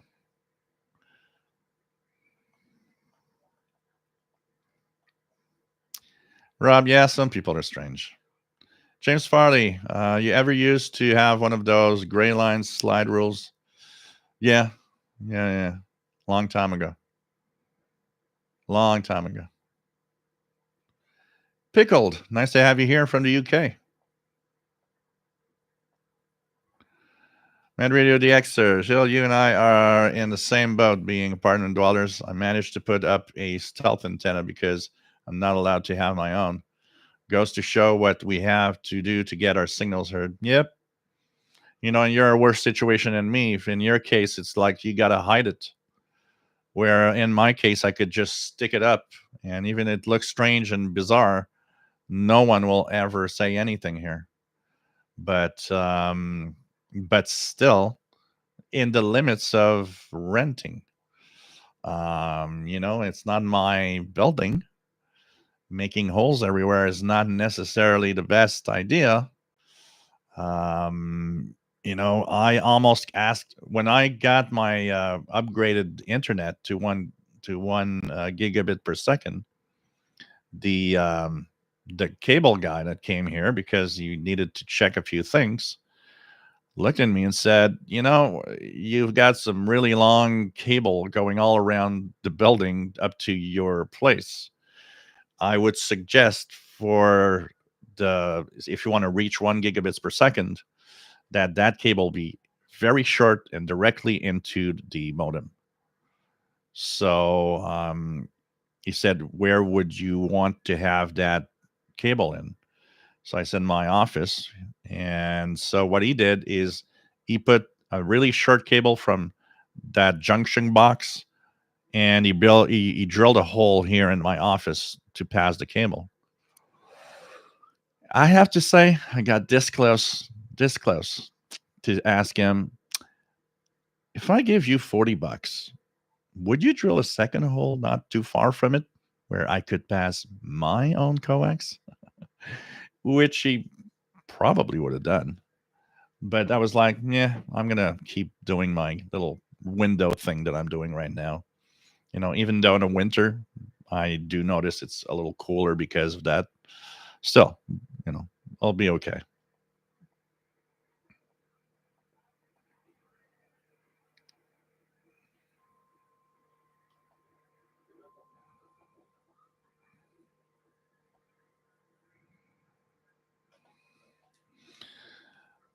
What else do we have?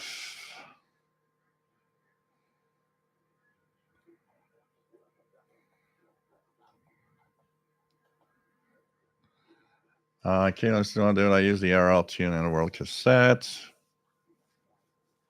Justin G says, would you recommend the Sangean 909X2? Look, it's not that bad of a radio. Honestly, it's decent. It's good on an external antenna. A lot of people that mention that they have low audio on SSB, I think it's when they're using the telescopic. Honestly, I find that they didn't really fix the deafness on telescopic, like all the series, the 909, 909X.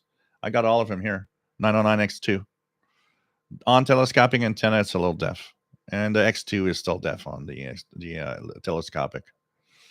But if you use an external antenna, it tends to be a pretty decent radio, and of course makes the just gonna do this here. Makes the SSB voice much stronger too. Interstellar Starman Wolfman Jack broadcast from Mexico with 100,000 watts pirate radio. That's the best radio for AM listening. Since I'm not a big AM DXer, I know that some of you probably have some favorite radio for that. But there's a few that probably stand out on their own. I would say that a radio like the Texan PL 990 X is probably a good choice. Here I got the Seacrane CC Radio 2E. That not my favorite. The Texan S2200X seemed to be interesting, and the fact that it has a rotatable antenna on top. Yeah, I'm mowing the flowers. No, that would be bad.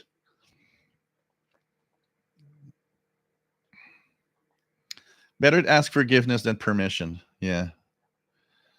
Matt, MDK2 says getting ISS SSTV transmission. Just heard the tail end of one image. Cool. I'll be making some videos about that tomorrow.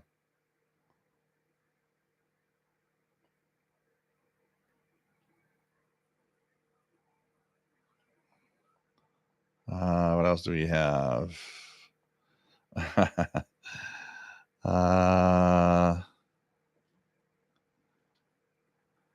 Yeah, I got tons of these stories, Vicky. It's like, one of the if you guys want to hear a couple of scanner time stories from when I got here for the first time.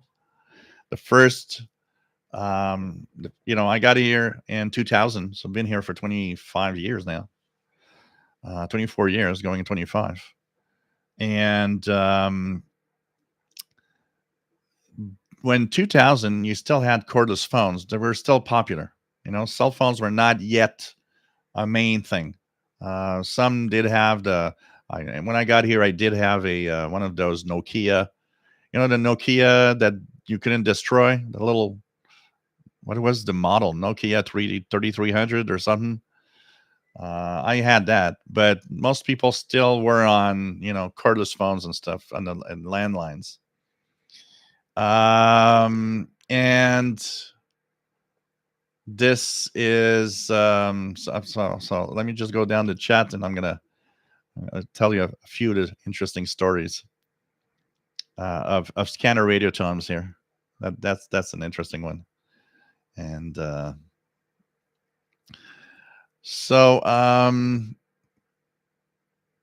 what else do we have? James Farley's the SSB AJC fixed on the 2200. Now, the models that are selling right now are exactly the same of the one that I tested that I reviewed. All Texan receivers have a harsh AJC on SSB. This is all of them. So for some people, it's a no-go because they find it hard to listen to strong single sideband signals because of that. The punch through is kind of difficult. I've learned to live with it, but yeah, definitely, in an example, somebody asked me about the St. Jean. The St. Jean ATS 909X2 has such a beautiful AJC for that.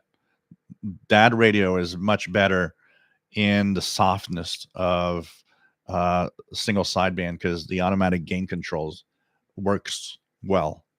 But on Texan receivers, they've never been able to fix that really.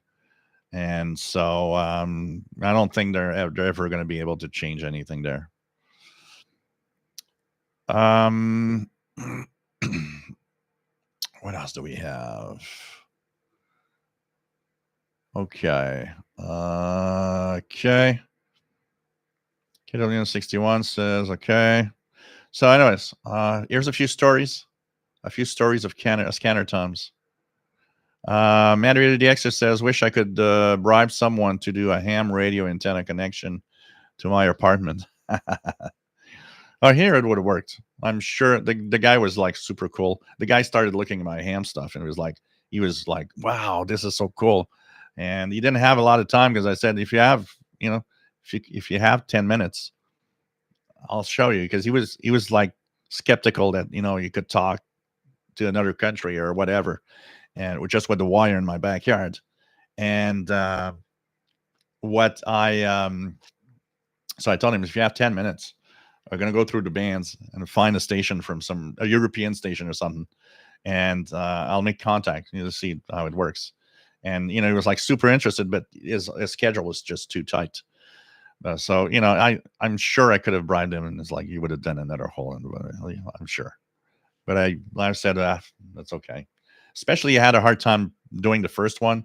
That kind of made me, I think he has enough doing just the first hole going through the wall here. It's just funny. Couple of interesting scanner stories of the day.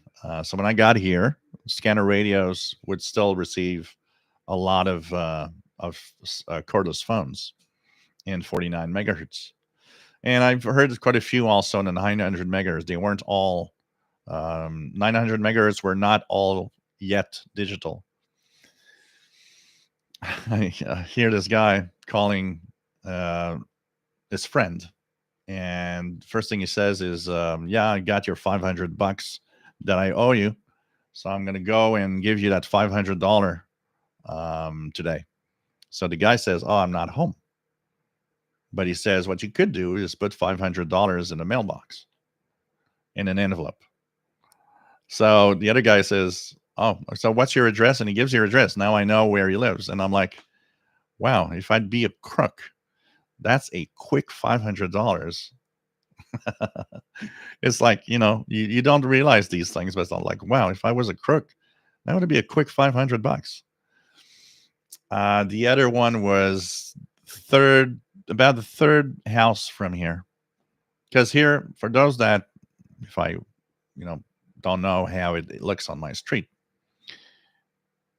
at the end of the street here where I am, it's two 6 apartment blocks stuck together. One on the other side of the street and one here. But the rest of the street is just little houses. They call them army houses because they have these little, like the roof is like a little um, peak like this, and they're all little houses like that. There's no other blocks like here. So from my windows, I actually see pretty far because I see almost over all of these houses. And so the third house from here, there was an old woman back in the day. She would call every company about their products and tell them that she didn't like it. So she would call, the if she'd use like soap for cleaning her clothes, she would call the company. She would call. I remember she called Tide, and she was complaining that the smell wasn't the same, and then now it doesn't smell good. And every time she would, stay, well, and the people at the phone would say, well, okay, we're going to send you coupons to have, replacement products and so on. And she would play the, oh, well, I have cancer and I need, to be careful and blah, blah, blah. And she would play the whole thing really, really a lot. Every single day she would complain on products and get tons of coupons of free products. I was like, wow, she spends her whole day having free products by complaining. This is interesting. So I was like, okay, until she, I guess, passed away a few years after. That was a every day, every single day. It was crazy. Um, there was this girl on. So here, when you look right straight in my window of my office, you're looking at the window of the living room of the block next door, well, on the other side of the street. So I got really big windows in my office, and I like to see outside, and I like to have the sunshine in and all of that. So I would, like, I have the curtains open all the time, and so I would often come into my office when I need something, and in the morning, early in the morning, or even late at night, I would, come into my office and I'd be in my boxer shorts. And if for me, it's like I'm not naked, I'm in my boxer shorts. So I would come in my office and all the thing, and I would hear the girl talking on her cordless phone. And one night, I'm in my office, I'm looking at something, I'm in my boxer shorts. She's talking with her friends, her girlfriend, and she's like, "Oh, you should see this. Yeah, I wish I had binoculars. There's the guy, that I told you that is always in boxer shorts in his apartment. He's there now. I'd like to see closer." And I'm like, okay, this is funny. It's like, so I'm like, I wonder if I turn around or do something. And so I turn around and do something and get close to the window. She's like, oh, he's getting close to the window. And I'm like listening to it and I'm just laughing my head off. And I'm like, oh God, if you just knew that I'm hearing every single thing you're saying right now. And she even told us, like, I would hear her girlfriend says, "Oh yeah, what color boxer shorts? Oh, they're gray. Oh yeah, yeah. The other day he had black ones on. It doesn't seem to have a lot of colors, like gray or black or." I was like, "This is the funniest thing." And the best one that is forever going to be my number one weird moment is we had the I had the neighbors downstairs. She would have, well, her boyfriend would go and live at, he would work at the James Bay, the power plant here in Hydro Quebec power plant. So for 6 months at a time, he would be gone. And at night, I would get there having sex on the phone moment on her cordless phone. So one night, I'm scanning and now they're having phone sex. And the next morning, I wake up and go to the mailbox and she's right next to me. She says, "Oh, how's it doing?" And in my head, it's like, wow, this feels so awkward.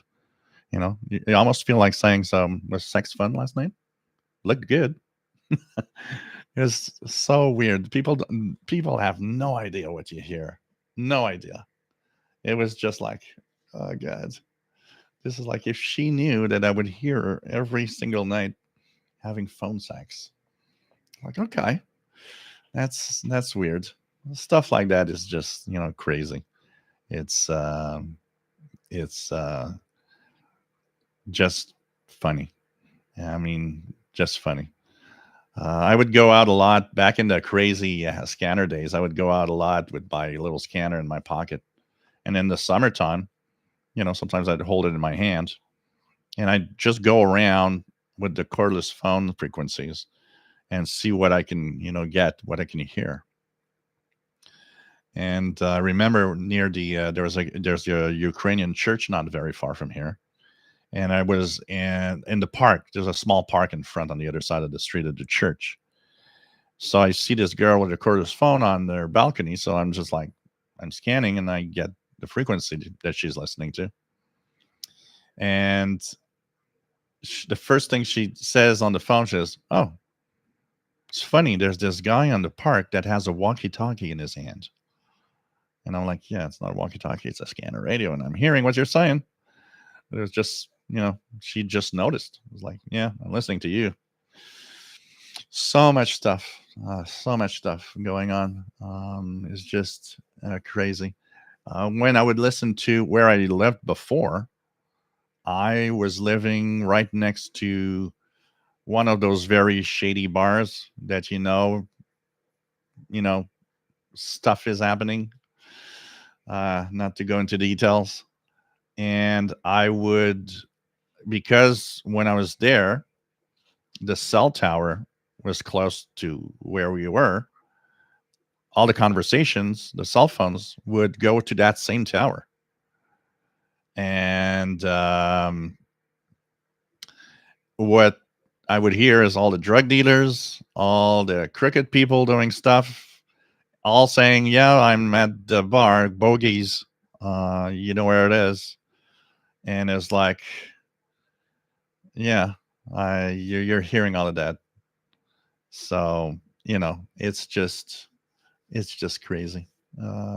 You'd hear all of the bad stuff happening, and you're like, wow, I'm in the forefront of the drug dealers and the prostitutes and the stuff that's happening in that place. And you just hear all the conversations there. Not counting that I've heard conversations of quite a few very, very popular artists here in Quebec.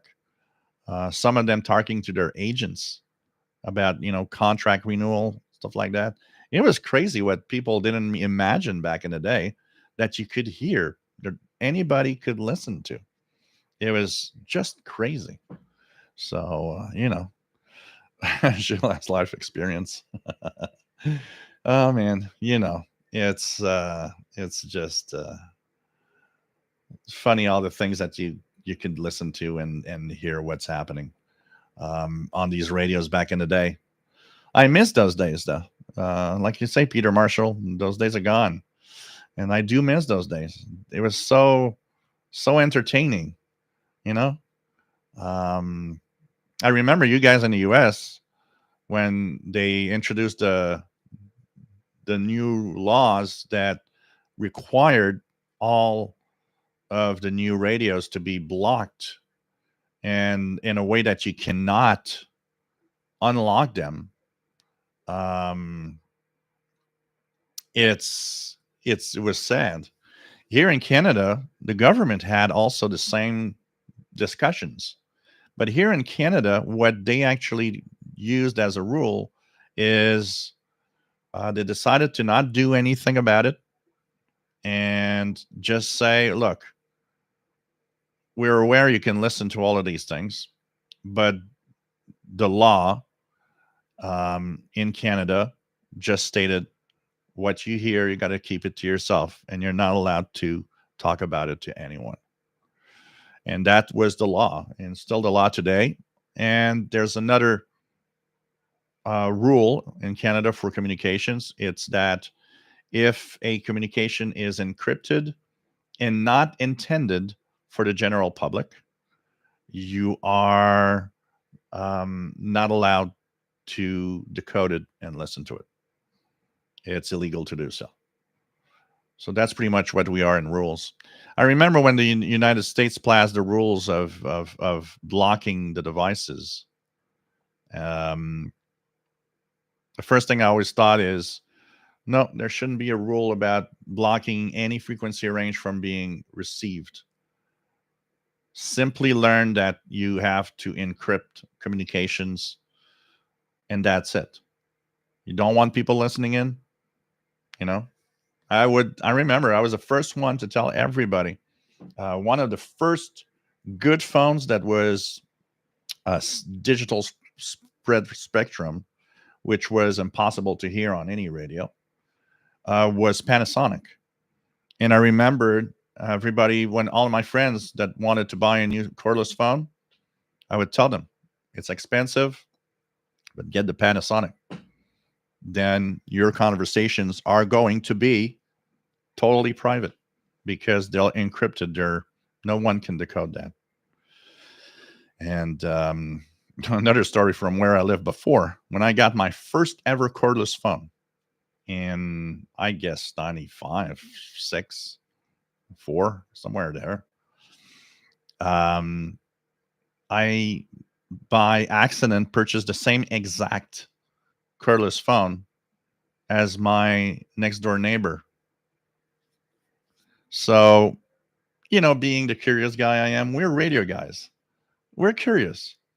So what is one of the things that I decided that I wanted to try? What if I unplugged the base and tried to, do a call, press the on button? To my total surprise, I got a phone tone. I would hear the tone. I could make a call. I actually made a call that day to see if it worked. And that's where I learned that my next door neighbor had the same model phone that I had. So if I unplugged the base, I could make a call from her phone. So it's like, wow, okay, this is crazy. Because that opens up I'll make, tons of, calls everywhere around the world, So that was crazy. That's why they actually introduced the phones that you would have to put the handset on the base and they would digitally match a code so that doesn't happen anymore. But man, that was crazy too. Baby monitors, yeah. Baby monitors. Absolutely. That was pretty crazy. Yeah. The NSA does a lot, but I think it's overblown a little bit what the NSA does. Because there's a limit to the maximum amount of data and gathering that you can do. Once you pass a certain threshold of too much data, it just becomes useless. So it's better to focus much more on specific things. Apparently, when the cordless phones and especially the cell phones were easy to monitor, the headquarters of the police here, the SQ downtown Montreal, there was a room apparently with dozens of scanners scanning all the time the cell phones and hearing conversation to try to find, bad guys and clues, apparently. Yeah, RJ Dakota, cordless phones were easy to listen to and find.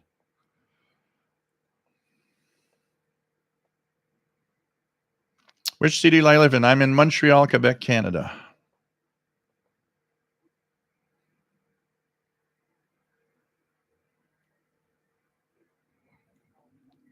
What I what I what I would do sometimes, I would tell people.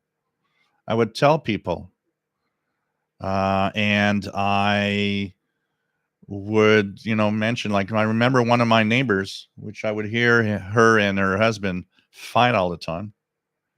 One day I went, like, I went to, I was outside and she was there and I had my scanner and I said, like, can I warn you about something?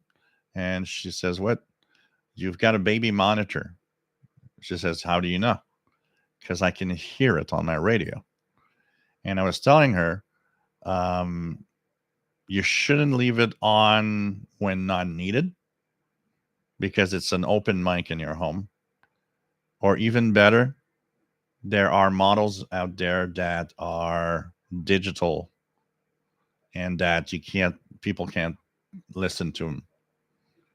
And, she thanked me. She says, wow, thank you so much. Well, if you want to keep it private, it's better. It's better like that. Vicky Pelletier. Yes, I'm Petite Patrie. Yeah. Ce qu'on appelle le vieux Rosemont. So, yep. Sean Arash, a friend of mine once took a cordless phone and hooked the base to his CB roof antenna. He was able to go to the convenience store at the end of the street while talking to me on it. Well, you know what I would do? I remember talking to a friend of mine on my Panasonic, and it had a pretty good range. And I told him, I said, if it goes out, it's my fault. I'm a little far from the base. I had put the base on the table on my balcony so that it'd be outside. And I live pretty high here.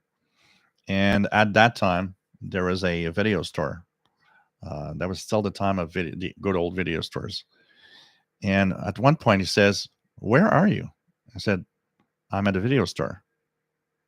He says, "But you're talking to me on your car's phone."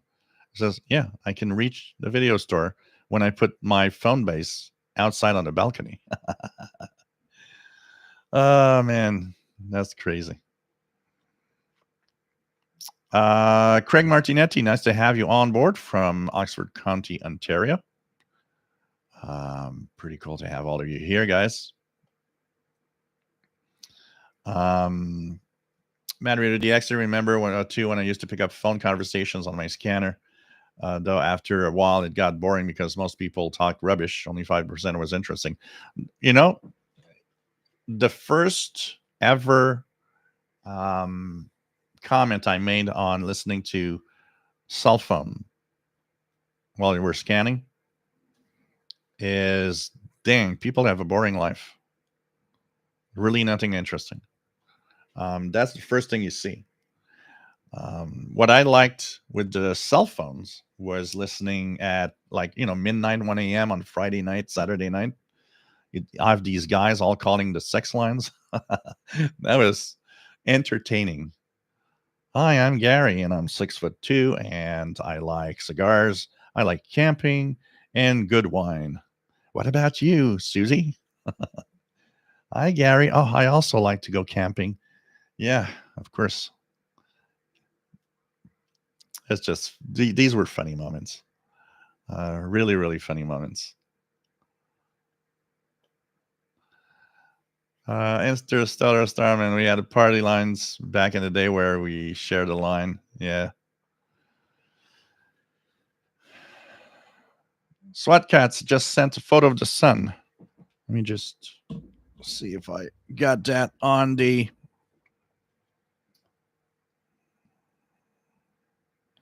tablet here.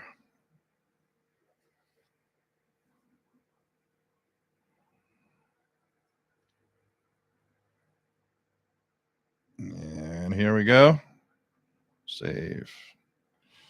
View photos. Wow, look at that.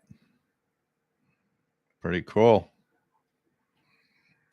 Here's our friend's photo of the sun. We see the sunspots, everything. Pretty cool. Pretty cool.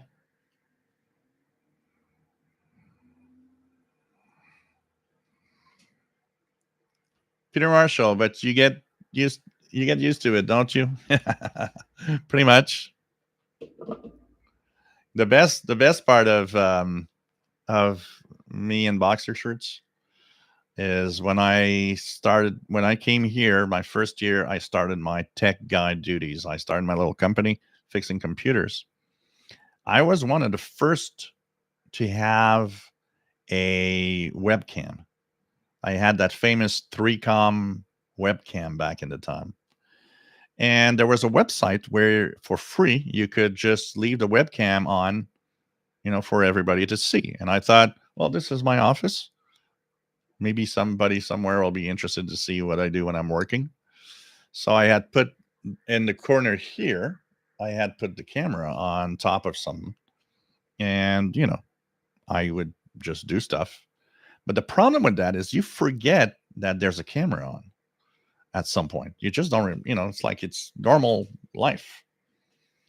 And one day I have to go at a meeting and I have to change.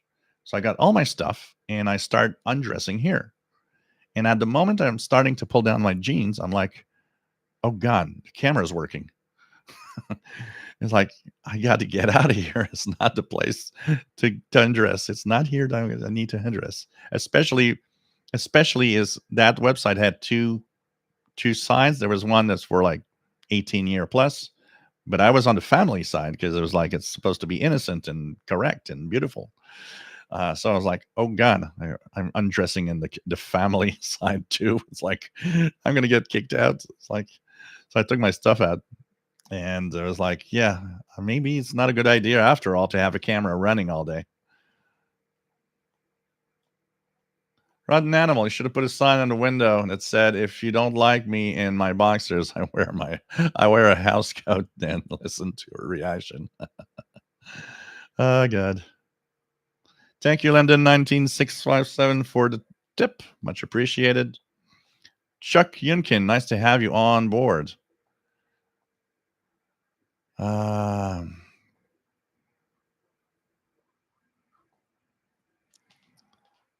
what else do we have?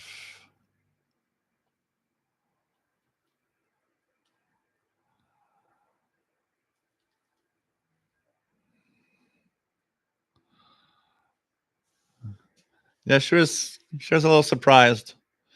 Rob says, nice of you to tell the lady about the baby monitor. She likely had no idea. Nobody has any idea. Nobody had any idea of all of that back in the day. Yeah, the lady was fighting her husband. Yeah. Well, I didn't tell her anything about what I heard or the fight or anything. I just told her, I hear everything in your home. Sex lines, fun times. Yeah, God. Todd, KC1 PSK. Nice to have you here from Connecticut. Madrid the Extra says, indeed, during the late hours was when you heard the most interesting conversations. There was not, it was not naughty stuff, even though I heard a few. Oh yeah, it was much different in the later at night. One animal heard Don Sherry on his cell phone. Yeah, people had no idea back in the day. David in Barcelona. Here in Spain, we have a similar rule for the airband and I guess other communication services that aren't encoded and encrypted at all, but are still considered as not intended for general public, by which their content cannot be well made public on the internet or any other way. That's why sites like Live ATC don't have audio feeds from Spanish airports. Yeah.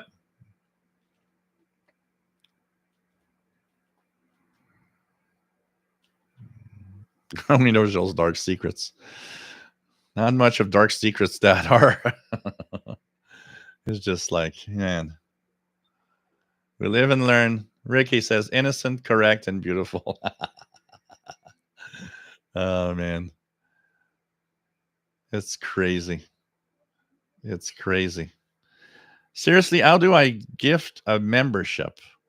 Because it's not turned on yet. There's like no. I need to complete one aspect of it and put the put it official so you can actually click on membership and click on it. I'm gonna work on that.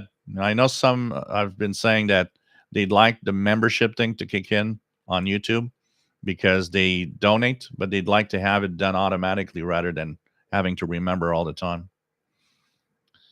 Kev Michael had KNYR Alaska on 780 kilohertz, 10 p.m. last night. Cool. No, it was cloudy here, so I didn't see anything. But everywhere else where it was clear, I mean, the auroras were really amazing.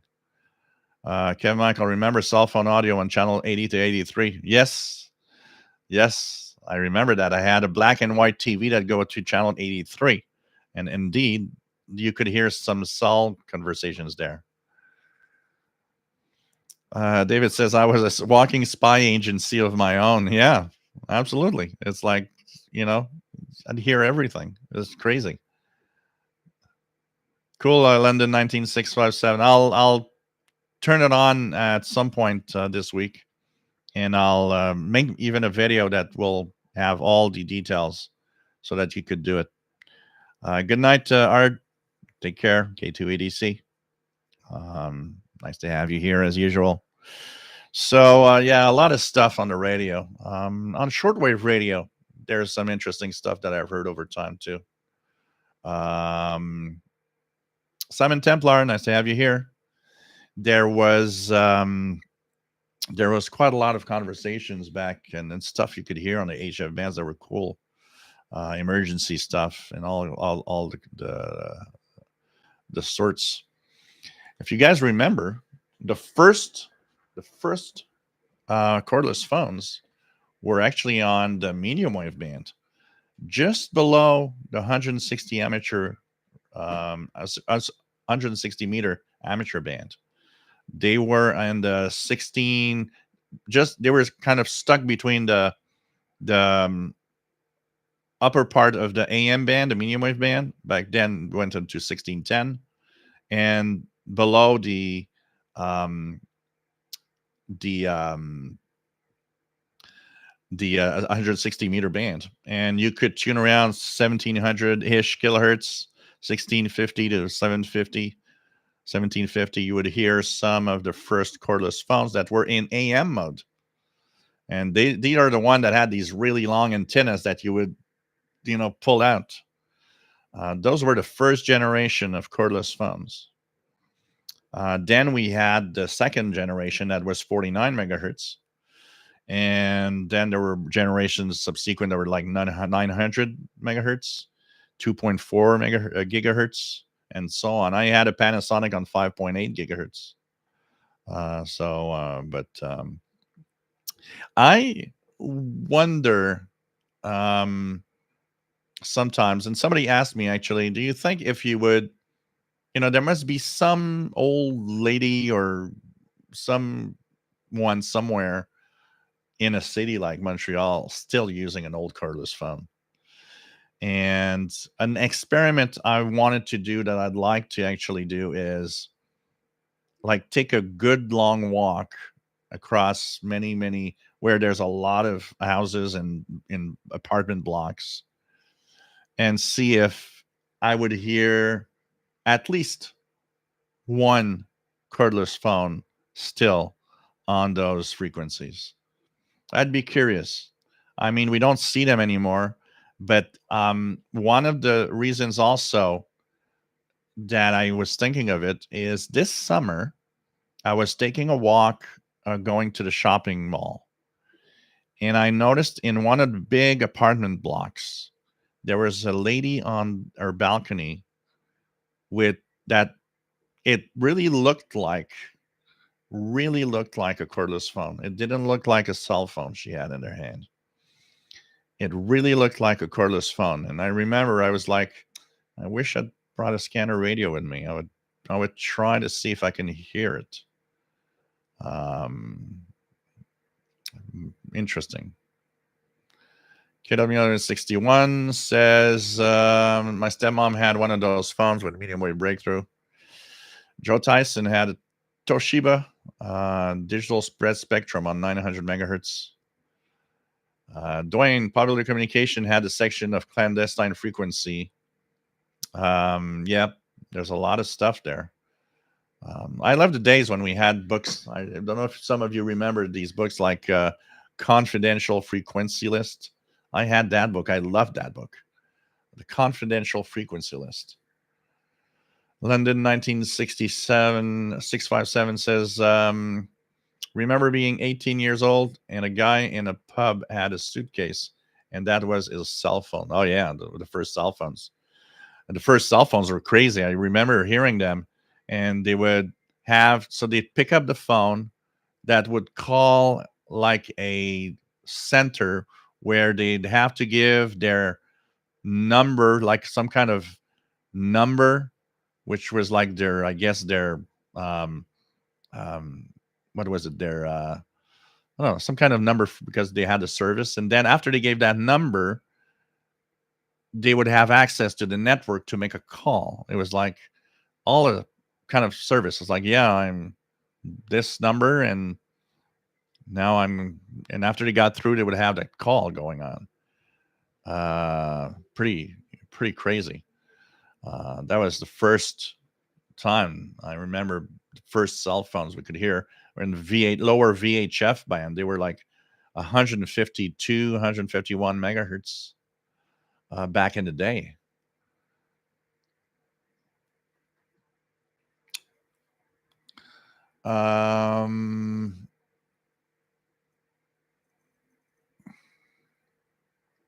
Yeah, called a wreck. Mad Reader DXer, do they still use pagers in Canada? Here in the UK, they still do, and I can decode it with free software, messages included, addresses, and phone numbers. Most of the services for pagers are gone, but I've noticed the other day, and I wanted to actually to set up the software. I came across one frequency the other day that sounded exactly like the pager frequencies of the day. So I'm guessing there's still kind of this pager thing on maybe some service somewhere, but it's not like back in the day. I remember using, what was it?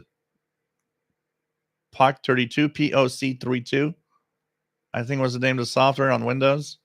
And you'd drive the audio through the computer and you'd get all the messages from the pagers going through.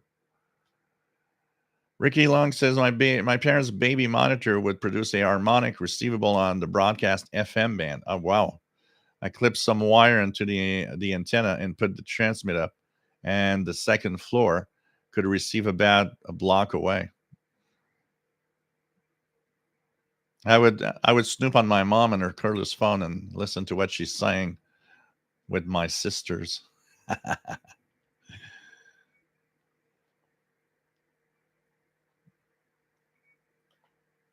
That was cool. SWAT cuts. The first stand-in mobile phone was demonstrated by Martin Cooper. There's actually even, I think, a video of it on YouTube, which is crazy. Yeah, it was 152 megahertz at the time. Vault, speaking of pages, this month we had local equivalent of FCC crackdown on some unlicensed pager services used by some food deliveries. Wow, that's interesting. Putting up a Illegal pager service.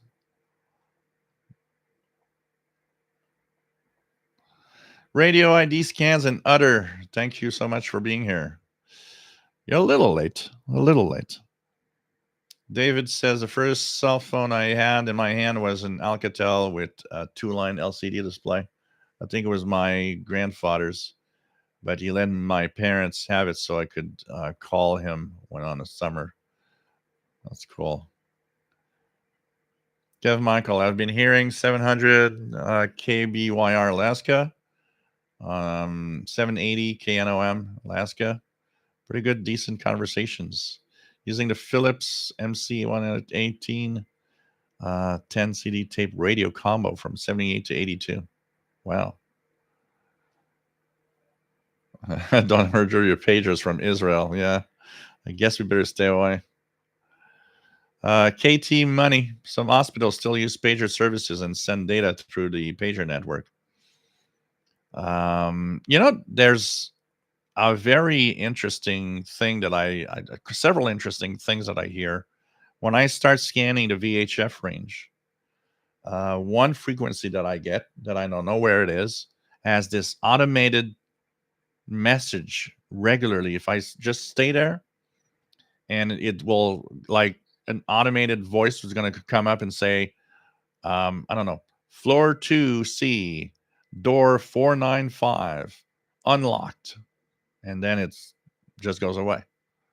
Or it goes to be a message like, third floor, emergency door, alarm. And I'm trying to figure out, where does this come from? It's fairly strong, and I have to try to figure out, okay, how many floors and what is it trying to say all the time. I'm wondering where it comes from. Is it from maybe a school, or there's an hospital that's not far from here? A couple of hospitals, not far enough, like close enough that I could hear maybe some of that coming through. I'm puzzled. I'm trying to figure out where that comes from.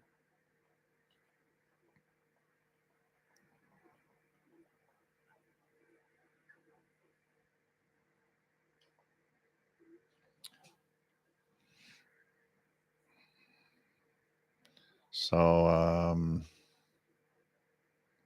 what else do we have? One thing that I would do a lot when I was in my scanner craze of the early 90s, I had all the frequencies for all the big buildings downtown Montreal, including the big shopping malls. And I would take my scanner radio, and mostly in the winter, I'd put it inside my jacket pocket so it doesn't show. And I'd wear earbuds, like listening to a Walkman or a CD player, so that it doesn't show. And I would just walk around and hear all the security going through, and the security, all the messages, all the things happening. You would hear about, okay, there's a thief trying to steal something on the first floor at the Radio Shack or whatever. It's kind of interesting. Haha. Simon Templar, as is Guardians for his shack. So here we go. Our Darth Vader is there to protect. Pretty cool. Pretty cool. My 2-station Guardians have been Vaders since 1977 and just recently added Boba Fett. So pretty cool. Pretty cool. So that's good, Guardians. I guess they are keeping your station safe.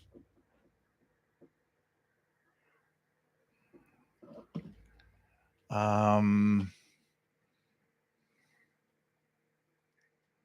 Michael, Curtis phones from 43 to 50 megahertz FM back in the 80s. Yep. Base was 49. We usually listen to the base stations and to hear both conversations, but we could hear the handset only if we wanted. So that was kind of cool.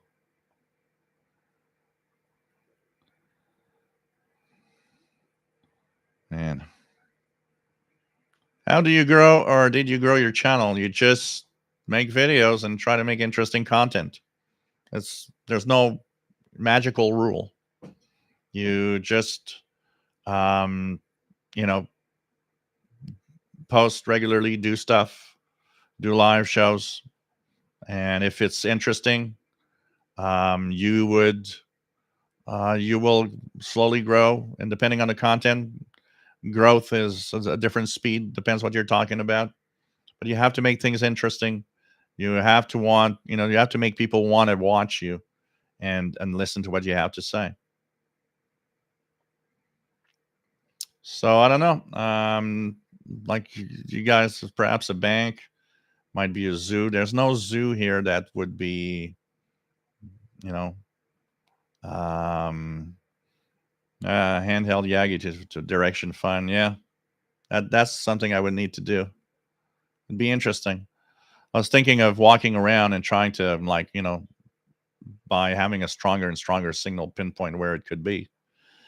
One thing that came to mind, I've got two colleges here very close. I was wondering, could it be one of those colleges that does that? But it's very interesting. It's like, huh, that's interesting.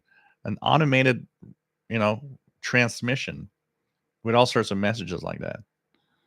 It's very weird. Trevor says local zoo here as the door 123 open, door 103 closed alerts. Huh. Interesting. So they have some kind of similar system. Kevin Michael heard hospital communications 155 megahertz on the unit in Burkat. The funniest thing about one of the first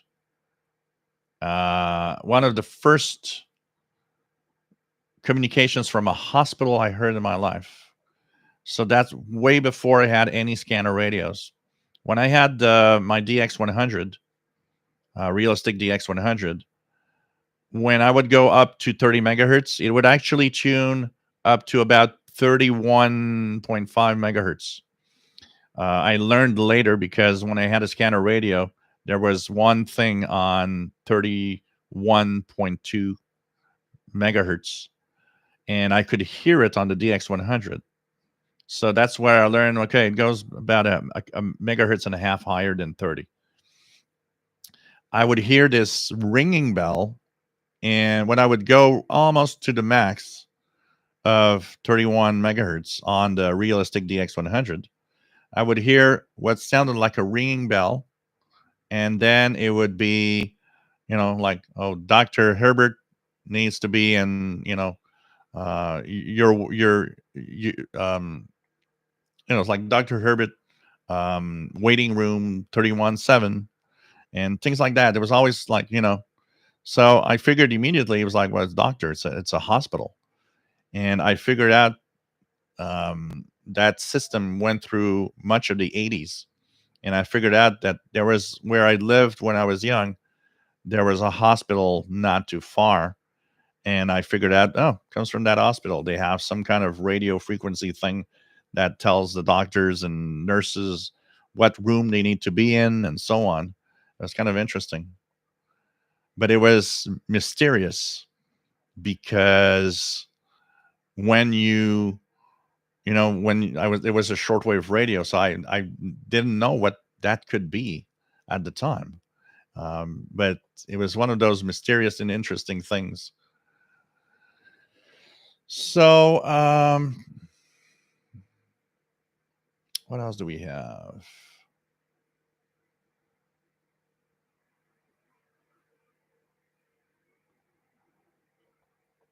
Okay, let me just go up.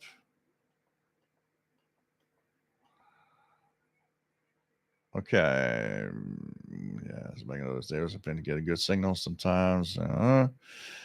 Doug Noble, is there a radio that gets AM but also gets shortwave also on the AM band? Well, the AM band is the AM band. You're getting, it's what we also call medium wave. You're getting the local stations, and at night you get stations far away. And shortwave is shortwave. AM is a mode of communication.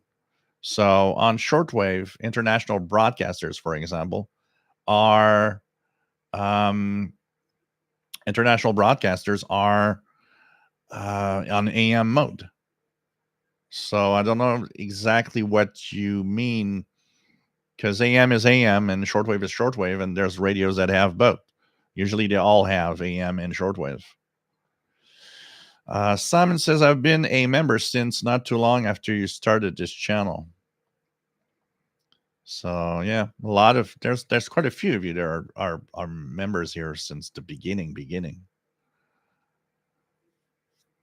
Kato Unit 61, when I work at Radio Shack, I listed to the police tracking a suspect shoplifter going around various stores until they busted him just outside our store door. Wow, it's cool. Craig Martinetti, I wanted to join your shortwave club. I am waiting for the application by mail. I did not receive it yet. What is your email address? Well, I don't know if you're talking about a Canadian International DS Club, because I don't have or own a shortwave club, but I am part of CIDX, which is the Canadian International DX Club, which does a bulletin called a Messenger every month. And I also write a utility column in there every month.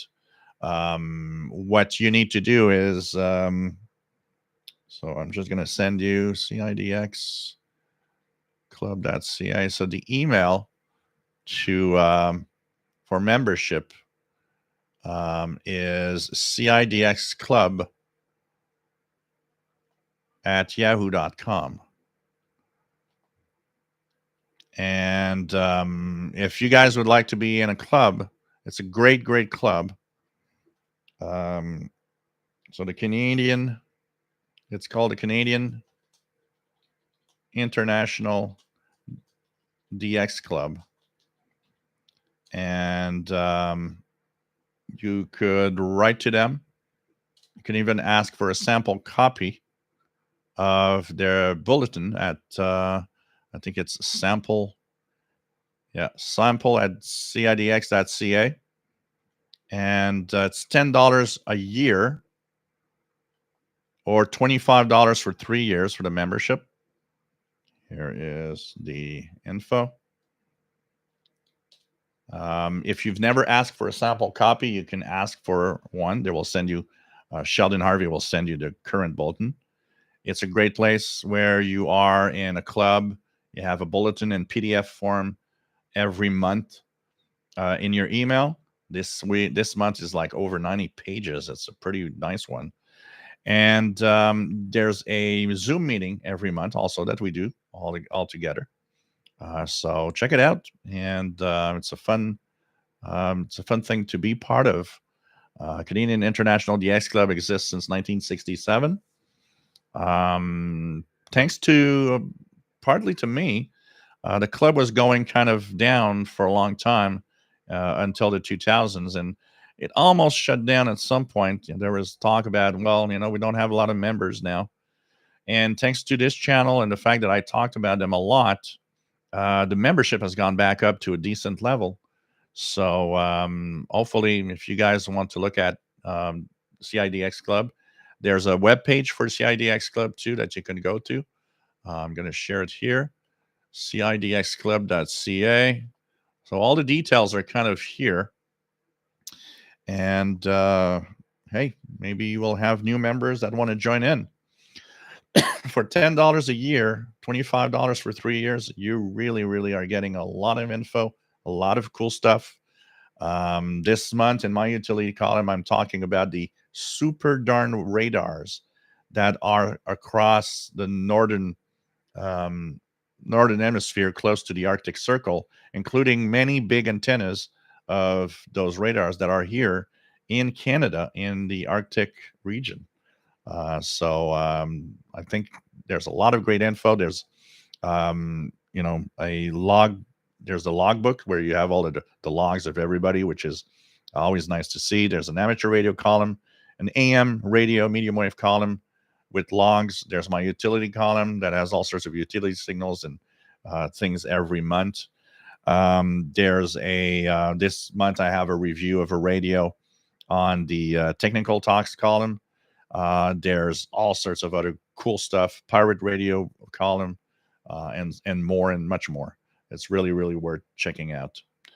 So if you haven't asked for a copy, do send a request at sample at CIDX Club, because you will get the latest edition that you can look at. And if you like it, well, you can always join the club. It's always kind of cool.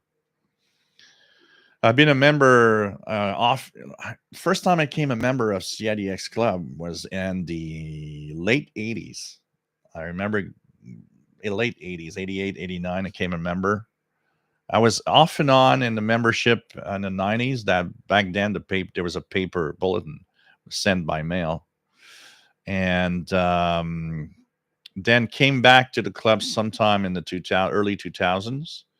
The club was converted into an electronics version, and this is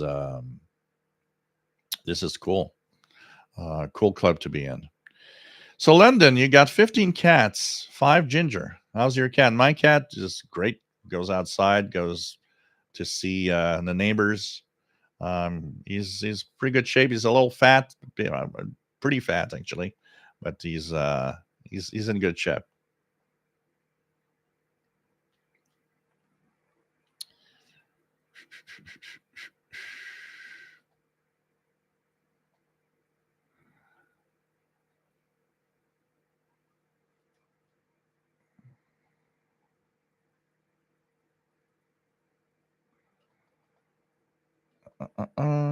So where do we go next?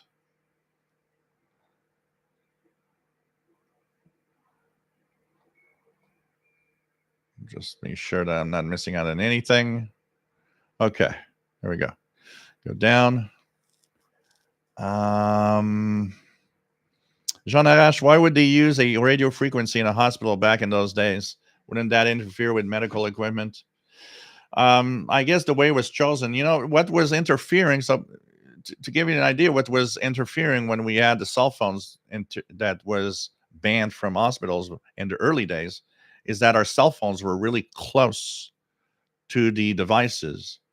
This would not interfere technically, because if it was transmitted, say, from the roof of the hospital for access to the doctors technically add only a receiver in some way, or there was some device that was a receiver that would maybe put that information into a PA system across a hospital.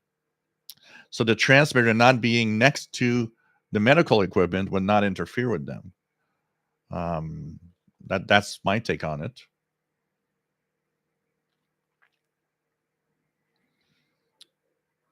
Esther Stellar Starman says, where I am in Virginia, there is very little encrypted communication. It is mainly digital, but still accessible. Yeah. And many places it's like that. It's digital communications, but there's no encryption on them. Here, the local police, unfortunately, chose to be digital and encrypted, which makes them impossible now, Yeah, there was a long time ago we couldn't use our cell phones in hospital. Actually, if you go to a hospital, because I have my share of hospital visits because I'm a caregiver, so I go to the hospital very often. If you go into the hospitals, sometimes you see those old signs still, on a wall somewhere where they never removed it. Doug Noble says, I had a clock radio that, in addition to getting AM signals, but also BBC and Deutsche Welle would appear. One night I heard Radio Belize on it.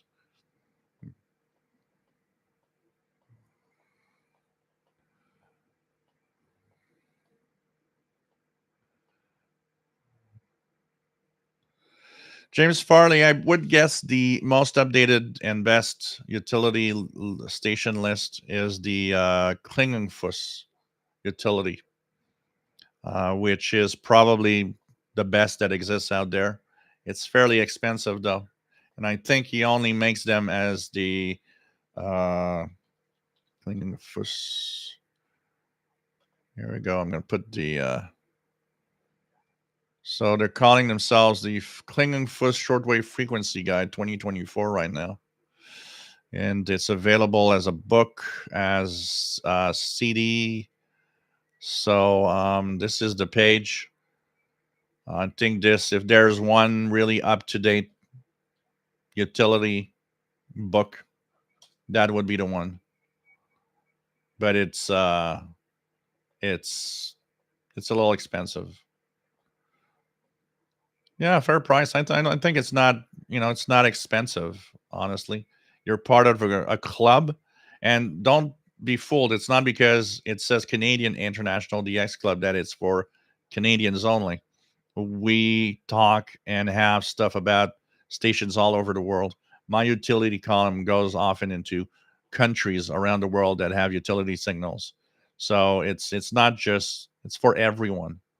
Honestly, really for everyone.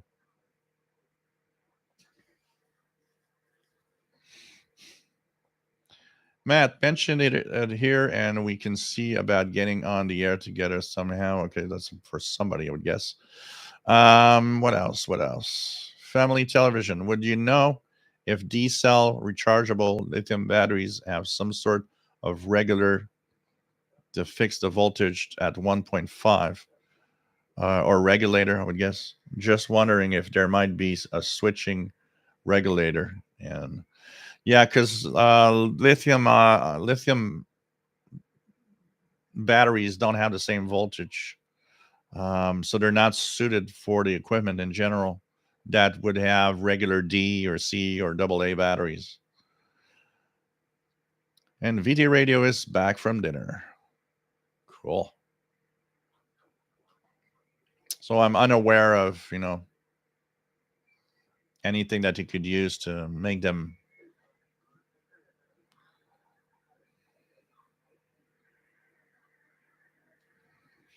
Different gear TV, they still have no cell phone signs at petrol stations, but is it likely to cause an explosion? Yeah, I doubt that that would happen.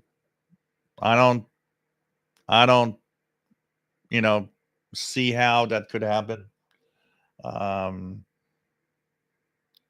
what is the most dangerous is the petrol fumes that easily ignite. That would include any electronic device in case they spark when you turn it on or something. But yeah, I don't think I don't see how they. I've ever never anybody have heard of a gas station got ignited by a cell phone. I've never heard such a story. I don't know. Oh, different gear TV. I've seen some too. It's crazy. People are so dumb sometimes. Interstellar Starman uses radio reference. Yeah, radio reference has a lot of stuff. HF Underground has a lot of utility stuff too, as a website. But I think the most complete would be that Klingenfuss book.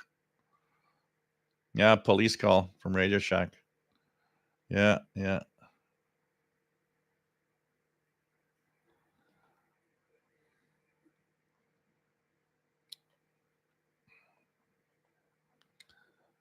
And Matt says, well, some gas stations let you use Apple or Google Play from your phone to pay. You hold it right up to the pump. Yeah, I don't see how it would ignite in any way, personally.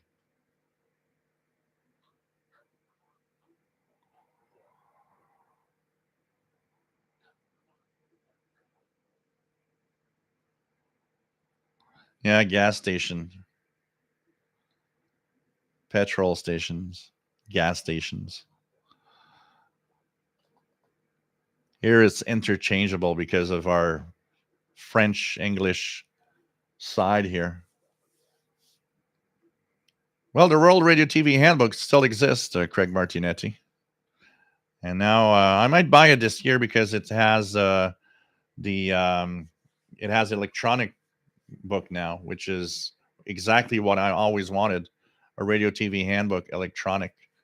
The 2024 World Radio TV handbook was announced to arrive by the end of the year. So it's the same. I believe it's the same price as last year, shipping included. So it'll be the time of the year soon, around Christmas, to buy the new 2025 World TV Handbook.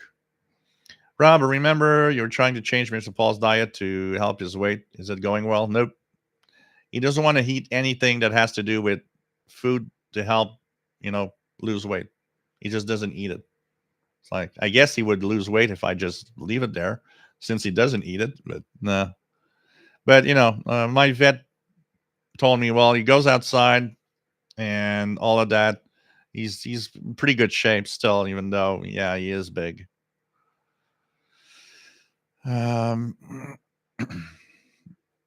Idaho head, yeah, that one is a different reason, though. The blasting zones, the reason they don't want you in the blasting zones with that is that most of the blasts are done with radio control. So maybe they're afraid that the radio control could be interfered, or the circuits or stuff would be interfered with a cell phone communication. That would be plausible. I remember when they built the metro station, the station the line that is actually real close where I live. Back in the day, in the 1980, 81, I had walkie-talkies, and I remember next to the entrance of where they were building and making the tunnel, they had a big sign that said no radios, no transmitters here. And I was playing with my walkie-talkies next to it. I was like, yeah.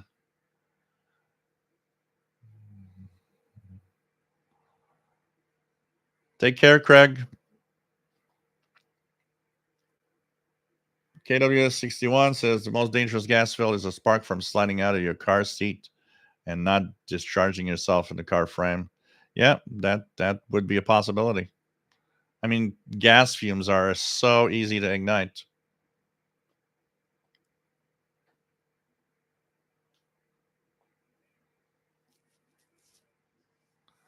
Yeah, he's active outside the Rob. Kevin Michael, one thing I noticed, the AWA double cassette radio and the Philips MC235 is not that good as the other on medium wave AM band. Huh, interesting. Oh, I have cat treats. I do have temptations. He loves those.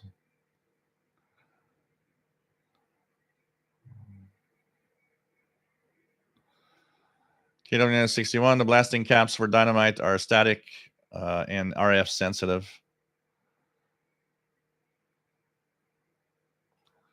Is Ray thought, nice to have you here. Yeah, it is interesting to see all of those things. And, the fact that they are, some are radio controlled, or some is, you got to be careful on some of this stuff. Definitely. Just a quick look here. Let's do this. So there are some pirate stations right now. 6970 AM. And there's 6919 lower sideband. Check it out.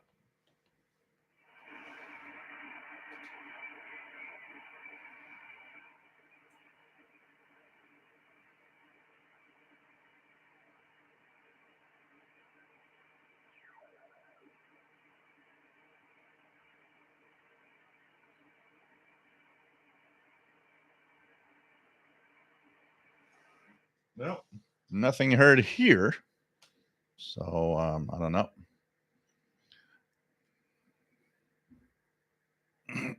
Oh yeah, I think it has to do with the fact that part of the cat treat is the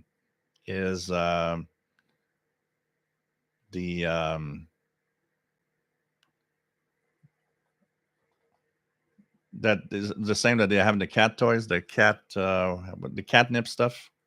I think they put some in those treats too. So not only do they want to eat the treat, but they are also attracted to that catnip that's in it.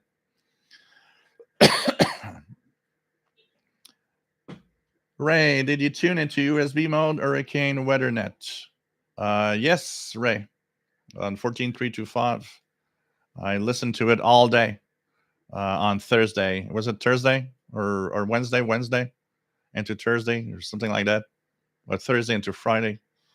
I forget what day it was for the hurricane. Actually, it was interesting because I had Hurricane WatchNet on the ham here. I had on that screen, I had 4 different cameras of the Tampa area that were live on YouTube. On my laptop, I had 4 other cameras from Florida live also.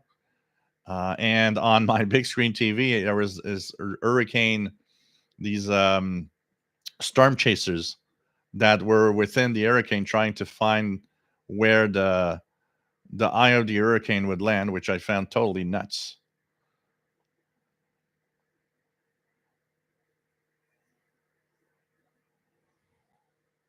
Yeah, 7268 lower sideband there, Ray. Because there were 2 frequencies. He was 14325 upper, and there was 7268 lower that were on the Hurricane WatchNet. RJ Dakota got a new kitty. His name is Zoom. He's very playful and comes out more at night. Cool. Cool. Kevin Michael, I've noticed that on radios that are made in recent times, medium wave AM band goes silent, doing skip. Why is this? That is because they are based on a digital chip. And that is a phenomena I see on some of the portables that I have, is that there's a threshold, and actually they can set the threshold, and there's a threshold where the signals just vanish. One or two of the radios I have here that are based on the DSP chip have that when the signal gets weak, you have like a total drop off suddenly. It's like it's there, or it's not, and it's it's really the DSP chip doing it's the way it's receiving. So it drops out after a point. So if, for example, the signal drops below a certain point, it just drops off. So maybe in the way they set up the DSP chip, because all the radios today on in car radios, they all use that car chip, the TEF 6686, and variations of it. So they act like DSP radios. And when the signals go up and down, there's a drop off point on these chips, and it's very weird. It sounds weird when it does that. So depending on how high the sensitivity is set on it, it could drop off fast. London 19657, thanks for the tip, and thank you for the nice comment. Much appreciated. So Paul the cat will have $10 of cat treats.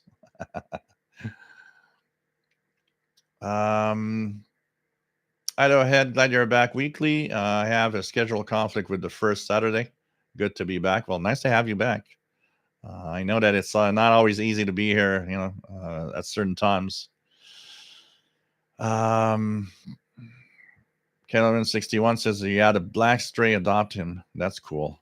That's cool. Kevin Michael says been watching the storms in the South Florida. Storm chases too. So sad. Yep.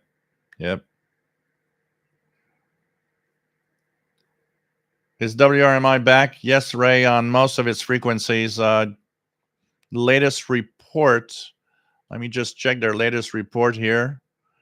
And so WRMI, RMI, Radio Miami International.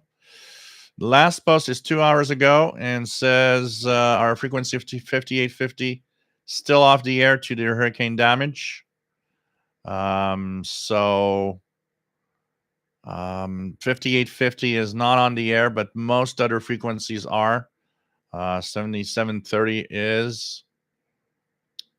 They have 9955, 50, or 50 are operating normally again. They have 5950 backup, 7730, 7780, 9395, 9455, 15770, all back on the air. So there's only technically one frequency left that they have a problem putting back on. It's 5850 because of storm damage. So for the rest, it works.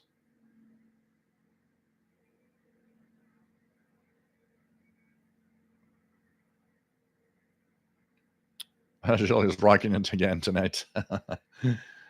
Yeah, the last week my internet dropped off for like 5 minutes, only 5 minutes, but it dropped off and cut the stream.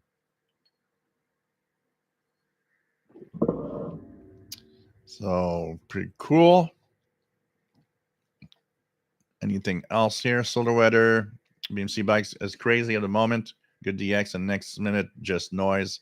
Oh yeah, we're really having an up and down week with the geomagnetic storms, the really strong X flares, and all of that. Remember, guys, that now I'm back every week. If you enjoy or appreciate what I do, there's the super chat that you can give a little something. And once again, donations can be sent through the PayPal email address that I have here.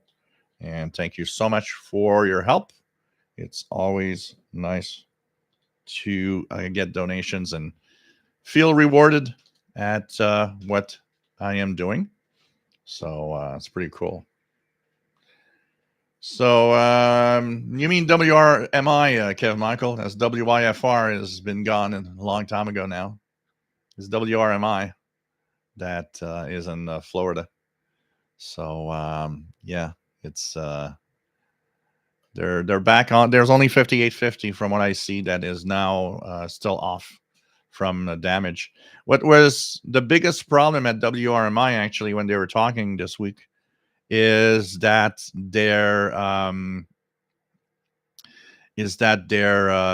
was an enormous amount of tornadoes that were accompanying the big storm, Milton. So in the Okeechobee area, they actually, I believe what he said, they were actually hit with one of the tornadoes, and the very high winds that was in there damaged some of the antennas. So they weren't able to get on the air immediately. You had to fix some of them before they could do it. And so they actually preventively shut down when the storm was approaching. They around 18 UTC, they decided to just shut down the transmitters just to stay safe because the winds were getting strong.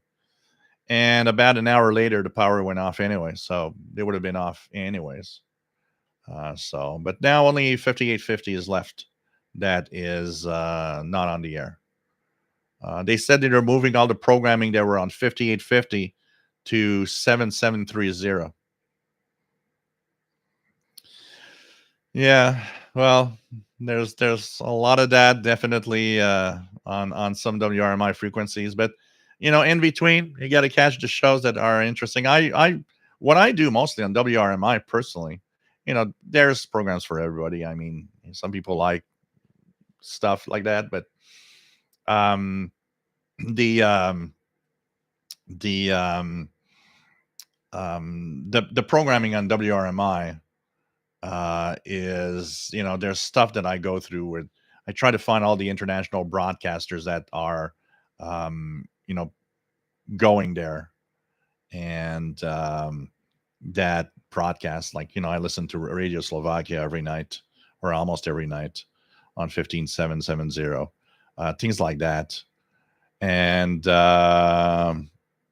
so basically what happens is that this is what I will listen to, or if I hear World of Radio, things like that. The other thing that apparently has come back, I need to check the schedule what time it is. If you guys were fans of RAE Argentina, Radio Argentina al Exterior, they're back on WRMI, and now they're back with a daily show apparently. Because when they were on WRMI, they had a weekly show. Now apparently it's a daily show. So I need to check it out because I would like to listen to Argentina in English.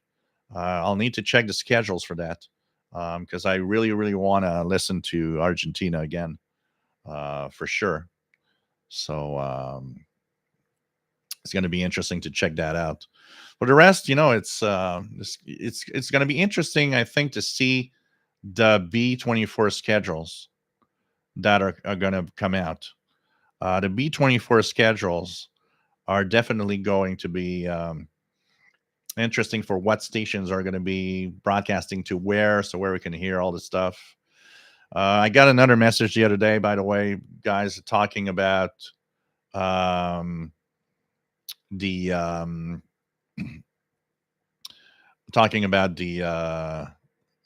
shutdown of, because people are talking about it, the shutdown of the Austrian transmitter site on Moosbrunn, AWR leaving shortwave.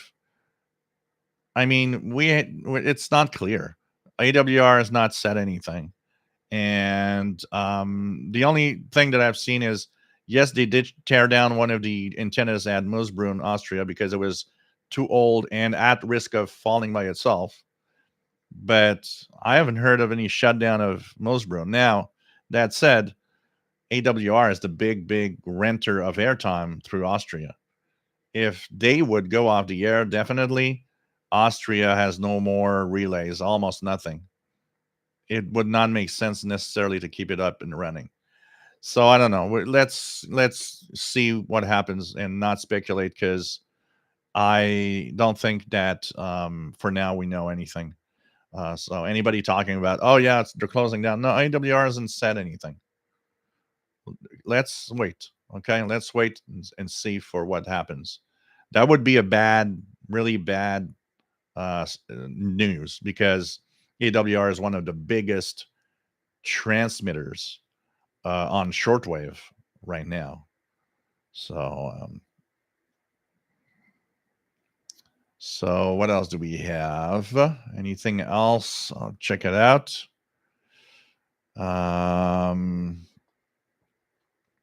Interstellar Starman, Bamber, ARRL. Yeah. There's so much negativity around ARRL sometimes. I always wonder, what it's all about. I think from my Canadian viewpoint, when I see what they do, they seem to be doing their best. But yeah, I don't know. I was thinking about something the other day. I get these radios for free because they want me to talk about them. I was actually thinking of, I wonder if I wrote ARRL and asked them to send me some of their latest books for free, so I can talk about them on the shortwave videos, and talk about their books. Because I know a lot of people might be interested in, the different books they have and the different new versions. I love the ARRL handbook for communications that they have every year. I don't buy it. Um, every year, because it's one of those books that, every 5 or 10 years is enough. But it's a darn good book with all the theory, the electronic stuff, and everything. It's pretty cool.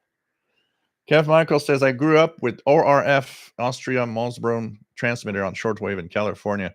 I have QSL cards too.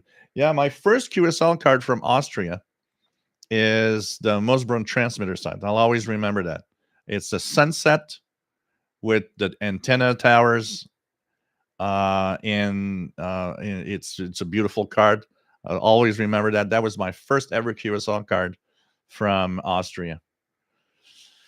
KW61 says, surprised that shortwave has not been more interest now that the new Cold War seems to be intensifying. For that to happen, it would have to be a major breakdown of communications everywhere. And there isn't that much of a breakdown. So, but still, there's, Look, in our international radio report show that we'll play tomorrow morning, me and Sheldon are talking about um, the Voice of America that's been kicked out of one of the African countries because they you know they say that VOA isn't fair in their news reporting, and it just made me wonder immediately for one thing. Voice of America, the US AGM that owns all of that, the US Agency for Global Media, just shut down a couple of transmitters, shortwave transmitters in Africa. And the first thing that I thought is, wake up, US AGM. You just been kicked out of an African country where you were on FM. Don't you realize? And I mean, in Africa, things seem to get worse. After stabilizing, getting better, many countries are back in turmoil in Africa. And I'm going to tell you one thing. I don't think it's a good idea to remove the shortwave part of Voice of America to Africa, because you're getting kicked out of the FM channels you were on by governments that don't agree with you. And that's where I find the US AGM to be so short sighted. Don't you realize that the countries you're broadcasting to, yeah, they could remove and revoke that FM capability where you're on anytime. And the only thing left for you to be there is either very strong medium wave or shortwave, because shortwave will go through the barriers, or go through the different countries, and you still have your news going forward. This is dumb. Same thing with closing the Tinian transmitters. Aren't you realizing that China, being the biggest shortwave broadcaster in the world, seems to understand better than anybody else that shortwave is extremely important?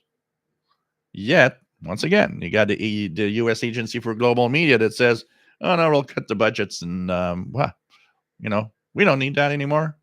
Yeah, well, think twice, because there's a reason China thinks shortwave is still important, and I think you're missing out on a lot of things. Same with the BBC World Service that's hooked to that digital media world. So what happens is that the the internet is great when it works, but what is happening? Look at all the countries that you're cutting some of the shortwave services, putting everything on the internet only. In the countries that go to war or things are not going well, hey, we're just going to block. Just like Russia. Look at Russia; they're blocking all the Western media on the internet. And you know what? BBC might be useful.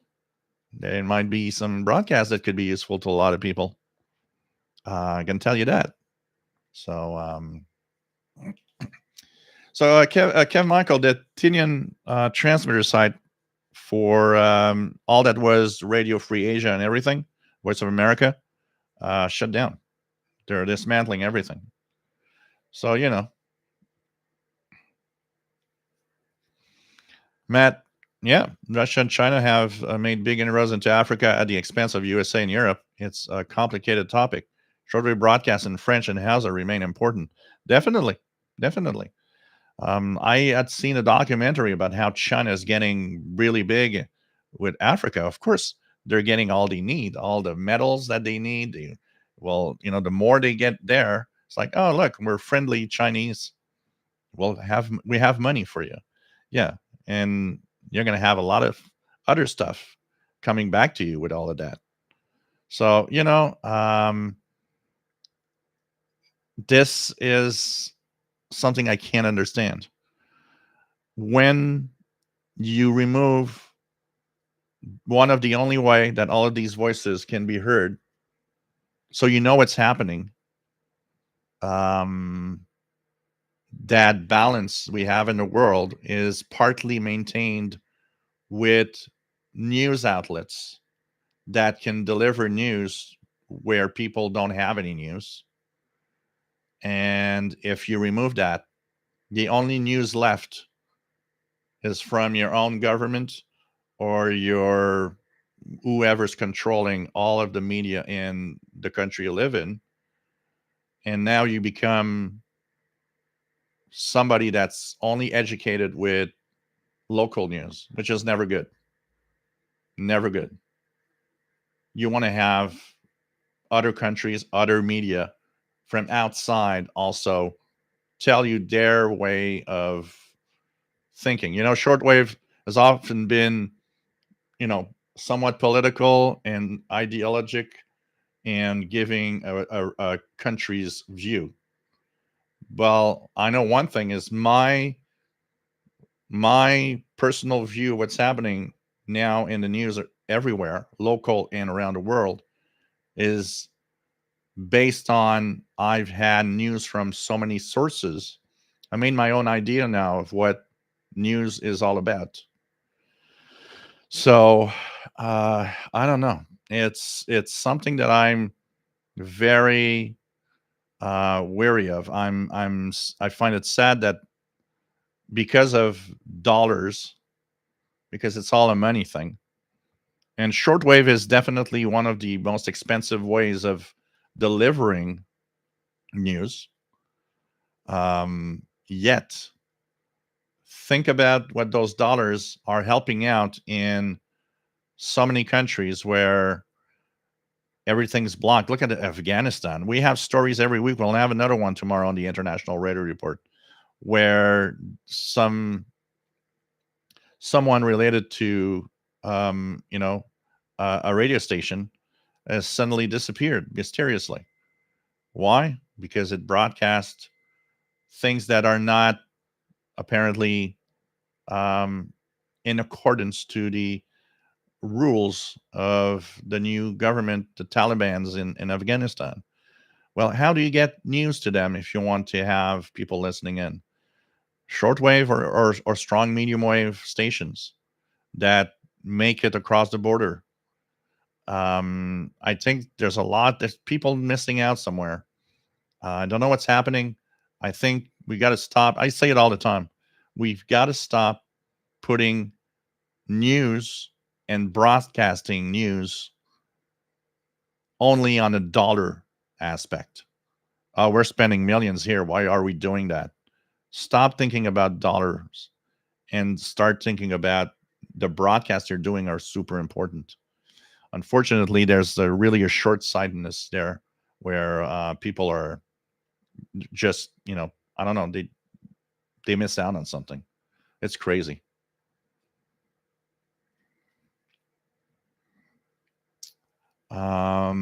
So it's important to keep all of that going. For sure. I mean, look at China. They know what they're doing for sure. Well, you know what, Jean Arash, shortwave can be jammed, but it's never efficient. So look at the USSR times. If you want to jam shortwave broadcasts, you got to have a transmitter that is well positioned and it doesn't jam all of the broadcast. In the times of the USSR, we had the famous jammers that were that white noise jammers that would come on the air on the bands jamming so many transmissions. But we know because there were some Russians writing to broadcasters, and a lot of broadcasters would still get letters from Russians saying they heard their transmissions. And there was a lot of Russians back in the day were saying, "Oh, those jammers, depending on where you are, were not efficient." If you lived in the city where the jammer was, yeah, you were pretty much washed out on some frequencies. But for a lot of Russians, which lived far away from the jammers, often they had no effect or very little effect. So you might miss a couple of days of transmissions, but you wouldn't miss all the transmissions. So jamming isn't efficient. You still make it through with a shortwave broadcast. Look at Cuba. Cuba is jamming, Radio Marti. But Radio Marti is known to come in quite well most of the time in Cuba. So it's not efficient. You could partly jam it. You can never completely jam it. Kevin Michael remembers the USSR Russian woodpecker on shortwave. I heard it in Los Angeles, California, where I grew up. There was a lot of that, the woodpecker everywhere, and there was, of course, those jammers were crazy. It was so funny because they had Morse code identifications, so you could actually know where the jammer was in Russia because you just wait for the ID and Morse code, and it was like, oh, that's the one in St. Petersburg. It's just like, oh no, we're not jamming, but you're IDing your jammers with two-letter IDs in Morse code. So weird. I mean, come on, that was the funny part of that. But yeah, I mean, communication is important. I think we understand more the world that we live in when we have different sources.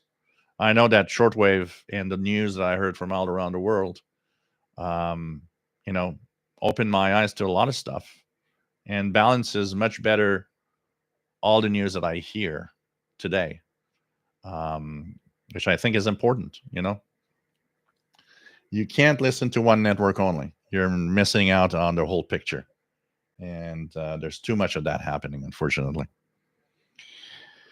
So, hey guys, been on for what, 3 hours and 30 minutes almost. Thank you all for being here. I'm going to go and I need to cook. I'm actually doing a little recipe, which is a chicken breast recipe with a sauce made of yogurt and some lime and full stuff. Anyways, so I'm going to go and start cooking if I want to eat at some point. So hope that everybody liked the show today.